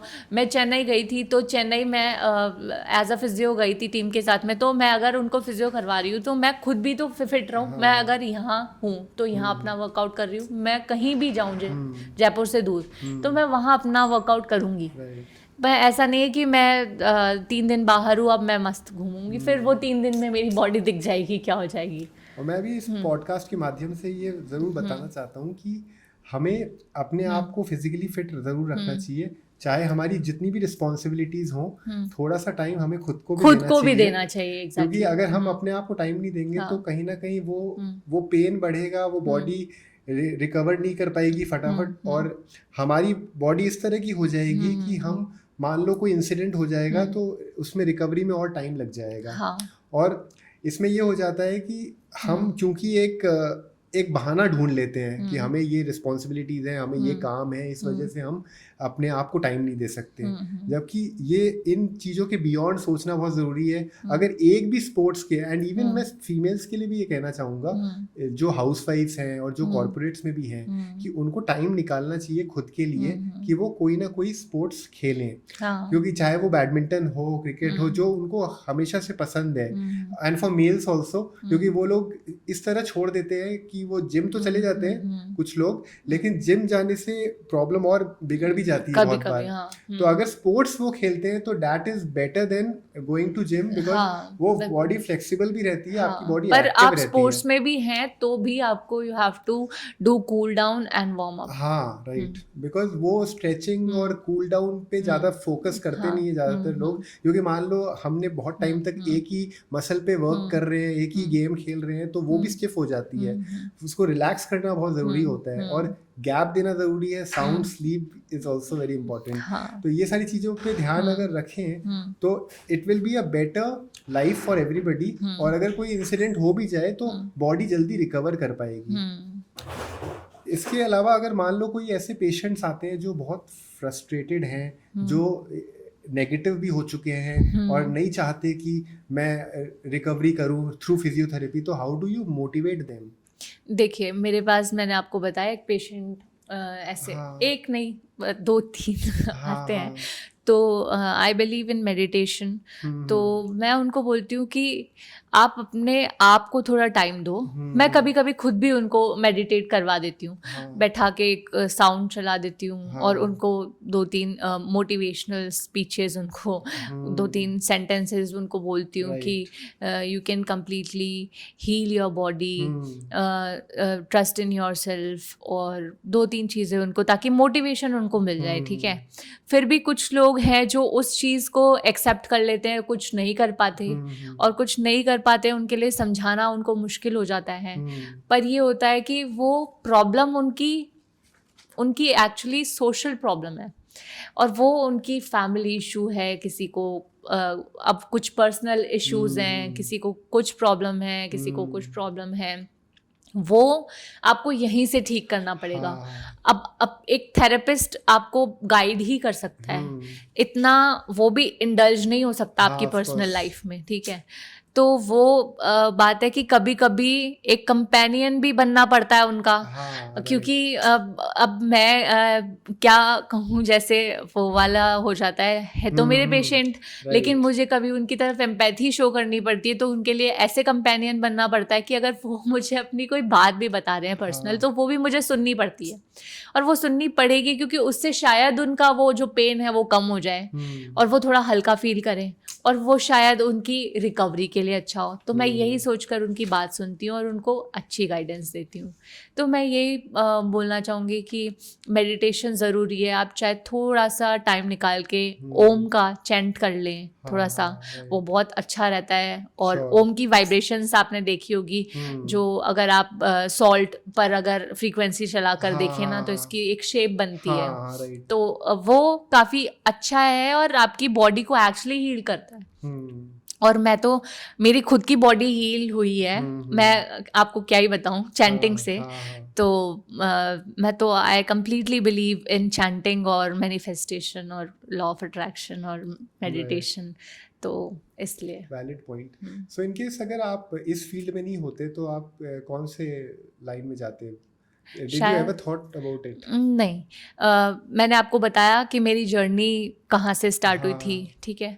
और अगर ये नहीं होता तो कुछ और होता, अच्छा ही होता, जो भी होता अच्छा ही होता। पर जैसे मुझे ऐसा लगता है जब मैं फिजियोथेरेपी में आई कि I was meant to be a healer, क्योंकि हीलर जो है बॉडी आप किसी की हील कर रहे हो। मुझे पहले रेकी के बारे में नहीं पता था क्या होती है reiki. Physiotherapists are also healers. Reiki healing होती है वो आप दूर से अपने हाथों से ऐसे कर मतलब बॉडी को हील कर सकते हो। अगर आप कहीं जापान में भी बैठे हो, और ये शायद जापानीज टेक्निक ही है, तो रेकी, तो वहाँ से आप किसी को फ़ोन से भी, वीडियो कॉल से भी आप हील कर सकते हो आपकी किसी की बॉडी को, लेकिन वो थोड़ा सा इम्पैक्ट एनर्जी का आपके ऊपर आ जाता है। ऐसा रेकी में होता है। लेकिन फिजियोथेरेपी में मुझे ऐसा लगता है कि मैं मेरे हाथों से मेरे पेशेंट्स को ठीक कर सकती हूँ। और मुझे ऐसा लगता है जब मैं फिजियोथेरेपी फील्ड में आई और मेरे पेशेंट्स को जब मैंने ठीक किया, कि मेरे हाथों में जो हीलिंग पावर है, तो वो शायद वो तभी आई है जब मैं खुद पॉजिटिव हूँ। और अगर मैं ही बहुत ज़्यादा नेगेटिव होंगी और मैं ही, मतलब मेरे अंदर इतनी नेगेटिविटी होगी, अगर मैं हर इंसान के लिए गलत बोल रही होंगी, गलत सोच रही होगी, तो फिर मैं कभी मेरे पेशेंट्स को हील नहीं कर सकती, क्योंकि energy can neither be created nor be destroyed, it can only be transformed from one form to another. ये हमने साइंस में पढ़ा था, ठीक है। तो एनर्जी ट्रांसफॉर्म ही तो करते हैं हम जब फिजियोथेरेपी करवाते हैं। तो हम क्या कर रहे हैं, फिजियोथेरेपी अपने हाथों से करवा रहे हैं, तो हम एनर्जी ट्रांसफर ही तो कर रहे हैं। तो मैं मेरी एनर्जी उनको अगर ट्रांसफर कर रही हूँ, तो मैं पॉजिटिव नहीं होंगी, तो उनको कैसे पॉजिटिव बनाऊंगी, उनको कैसे हील करूंगी। तो मुझे खुद को मेडिटेट करना पड़ेगा, खुद को हील करना पड़ेगा, ताकि उनकी भी कोई नेगेटिव एनर्जी मेरे अंदर ना आए, और खुद की पॉजिटिविटी जो है वो अगर मैं उनको दे रही हूँ, तो मुझे खुद के प्रोटेक्शन के साथ में देना होगा, और उसी से वो हील हो पाएंगे। और मुझे उनके टूवर्ड्स मुझे I have to show them empathy. ऐसा नहीं है कि मैंने बस ऊपर से फिजियोथेरेपी करवा दी और मन में मेरे चल रहा है कि यार ये तो ऐसी है वैसी है, पता नहीं इसके साथ तो ऐसे ही होना था, तो मैं कभी ठीक ही नहीं कर पाऊंगी उनको। ये बात मैंने फैक्ट नोट किया है कि अगर कोई पेशेंट है, भले वो मुझे कैसी भी लग रही हो स्टार्टिंग में, है ना, लेकिन जब मैंने धीरे धीरे उनको फिजियोथेरेपी करवानी स्टार्ट करी, तो मुझे ऐसे लगने लगा कि यार मेरी तो ये पेशेंट ही है, बेचारी क्या करेगी, इनके दिमाग में अगर ऐसा है तो वो उनकी गलती नहीं है, उनके सोशल जो एनवायरनमेंट है वो ही ऐसा है, वो उनकी गलती नहीं है। तो वो मुझे चीज़ समझनी पड़ेगी। और वो जब मैंने चीज़ समझी, तो मैंने उनकी तरफ एम्पैथी शो करी, और जब एम्पैथी शो करी तो रिजल्ट्स मिलने लगे। क्योंकि जब मैं पॉजिटिव होंगी तब ही रिजल्ट मिलेंगे, जब मैं ही नेगेटिव होंगी और नेगेटिव सोचूंगी उनके बारे में, तो रिजल्ट नहीं मिलने वाले। तो आप कह रहे हो कि आप ये काम करते करते इवॉल्व हुए हो। बिल्कुल। और मैंने ये चीज़ समझी भी है, और जब मैंने ये ऑब्ज़र्व किया है कि मैं मेरे पेशेंट्स के बारे में अच्छा सोच रही हूँ तो अच्छा रिज़ल्ट मिल रहा है। जब मैं मेरे पेशेंट्स के बारे में अच्छा नहीं सोचूंगी तो अच्छा रिज़ल्ट नहीं मिलेगा, जो कि शायद स्टार्टिंग में हो सकता था कि वो जो मैंने आपको बताया था कि एक एल्जाइमर्स की पेशेंट थी जो कि मेंटली थोड़ी सी डिस्टर्ब्ड थी, उनको पता भी नहीं था कि वो क्या कर रही हैं, और ओल्ड एज थी, और वो फिजियोथेरेपी मैं जब उनको करवाती थी तो वो मुझ पर चिल्लाती थी क्योंकि वो अल्जाइमर्स की पेशेंट थी और वो मेंटली डिस्टर्ब थी, तो उनको पता ही नहीं था कि वो क्या बोल रही हैं, किसको बोल रही है। तो मुझे लगता था कि यार ये कैसी हैं। तो पर फिर मैंने उस चीज़ को समझा कि वो प्रॉब्लम उनकी नहीं है, उनकी बीमारी की प्रॉब्लम है ना। फिर जब मैंने उस चीज़ को समझा तो मैंने उनकी तरफ एम्पैथी शो करी।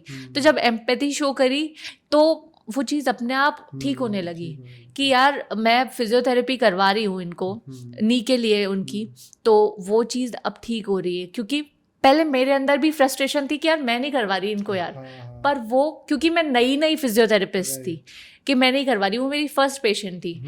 तो जब मैंने ये चीज़ जानी कि यार मुझे पॉजिटिव बनना पड़ेगा, मुझे भी हीलिंग करनी पड़ेगी खुद की, और मैं ऐसे नेगेटिव नहीं हो सकती, मेरे पेशेंट्स को ठीक करना है मुझे तो पॉजिटिव होना ही पड़ेगा। तो तब मुझे फिर रिजल्ट्स अच्छे मिलने लगे। तो any regrets you have, anything which you want to change, क्योंकि you have come a long way, क्योंकि लाइक व्हाट हैपेंस कि हम जो फ्यूचर जनरेशन है जो इस इंडस्ट्री में आना चाहते हैं उनको अगर कुछ बताना चाहें इस पॉडकास्ट के माध्यम से कि क्या गलतियां हमें नहीं करनी चाहिए जिससे हमारी ये जर्नी और बेहतर हो पाए, एनीथिंग यू वांट टू से out of in the field of physiotherapy and in general towards life also, जो हमारी जो ऑडियंस है उनको काम आएगी? मैं यही बोलना चाहूँगी कि जब भी आप किसी को देखो तो दिल से देखो। ये हमेशा ज़रूरी नहीं है। पहले मैं सोचती थी कि पैसा चाहिए, ठीक है। तो जब मैंने, पापा हमेशा मेरे यही बोलते हैं कि बेटा पैसा नहीं दुआ काम आएगी, है ना। तो पैसा भी अब ज़रूरी तो है, एक टाइम पर पैसा भी ज़रूरी है और दुआ दोनों ही ज़रूरी है, ठीक है। अब लेकिन जब मैंने इस चीज़ को जाना कि यार पैसा तो है ही पर दुआ ज़्यादा इम्पॉर्टेंट है, वो दुआ ही शायद मेरे काम आ गई तो मैं बच भी गई एक्सीडेंट से, है ना। तो वो मैं यही बोलना चाहूँगी कि हमेशा जो बडिंग फिजियोज है ना वो मतलब मेरे अंदर भी यही प्रॉब्लम थी कि जैसे ही फिजियो बने पर विजिट 1000-1100 चाहिए हमको, तो नहीं मतलब इतना मत ज़्यादा वो करो, आप थोड़ा सा रुक जाओ। एक दिन आपका भी दिन आएगा जब आप लेना उतने, क्योंकि आपका काम बोलेगा, ठीक है। लेकिन अभी आप उतना देखो कि जितना लोग अफोर्ड भी कर सकें, ठीक है, और लोगों को उससे फ़ायदा भी हो जो आप कर रहे हो, ठीक है। और लोगों की तरफ थोड़ी सी एम्पैथी शो करो कि जैसे वो आपके अपने ही हैं। जैसे मैंने जितने भी पेशेंट देखे हैं ना उन सब से एक अपनापन है। ऐसा कोई नहीं है मेरे पेशेंट्स में जो मेरे लिए गलत बोल दे या फिर मुझसे धोखा करे, या कोई मुझे मतलब मेरे स्टाफ भी अगर देखते हैं ना तो वो मेरे पेशेंट भी मेरे प्रति लॉयल है। क्योंकि मैं उनके प्रति लॉयल हूँ, ठीक है। तो वो इसीलिए है क्योंकि मेरा नेचर उनको पसंद आता है, क्योंकि मैं उनको वैसे ही देखती हूँ कि जैसे मेरे पेरेंट्स हैं। हाँ, जैसे मेरे पेरेंट्स हैं वैसे। तो बस यही मैं बोलना चाहूँगी। रिग्रेट यही था कि भाई इतने पैसे स्टार्टिंग में लिए थे वो उसका नहीं लेना चाहिए, क्योंकि मुझे ऐसा लगता है कि वो कर्मा हिट्स कहीं ना कहीं तो वो आपका लग जाता है। कभी भी ऐसा पैसा मत कमाओ जिसमें किसी की दुआ ना हो। तो पैसा चाहे कम कमा लो, दुआ कमाओ, वो ज़्यादा ज़रूरी है आपके लिए। तो ये है, that's a valid point. Doctor Tanvi, आपसे हमारी ऑडियंस ज़रूर ये सीखेगी कि it is very important to be patient, patience होनी चाहिए और काइंडनेस होनी चाहिए, कंपैशन होना चाहिए। हाँ बिल्कुल, one should be honest enough to work. Integrity से ज़्यादा कुछ नहीं हो सकता। And your dedication itself, your work itself tells that what kind of person you are and how strongly you believe that you can change the system through your work. तो बहुत अच्छा लगा आपसे बात करके, आपसे बहुत सी चीज़ें सीखने को मिली और हमारी ऑडियंस को भी ये शो पसंद आया होगा, आई एम श्योर। और आगे भी हम इस तरह के शोज लाते रहेंगे। फिजियोथेरेपी एक ऐसी चीज़ है जिसमें काफ़ी गलत फहमियाँ डेवलप हो जाती हैं। लोग अप्रोच नहीं करते हैं फिजियोथेरेपिस्ट को और वो अपने हिसाब से डिसीजन ले लेते हैं। So it is very important कि आप अवेयर रहें, जो आसपास चीज़ें चल रही हैं उसको जानें, और जब कोई डिफ़िकल्ट टाइम आए तो पैनिक नहीं करें और उस सिचुएशन को धैर्य रह के हैंडल करें, और एटलीस्ट 2-3 ओपिनियन लें डॉक्टर्स की, ताकि आप एक इन्फॉर्म तरीके से उसकी रिकवरी को कर पाएँ। बिल्कुल। सो इसी के साथ मैं ये पॉडकास्ट को एंड करता हूँ। आई एम श्योर आपको पसंद आया होगा। आगे भी हमारा पॉडकास्ट आप देखते रहिएगा। बिल्कुल। Till that time stay tuned. और thank you so much for inviting me Vishal ji. It's a pleasure. So I hope हम फ्यूचर में भी पॉडकास्ट करेंगे, बिल्कुल बिल्कुल। जहाँ पे we will interact and we will discuss things which would be relevant in that time. Yes, of course. So thank you. Thank you. Thank you.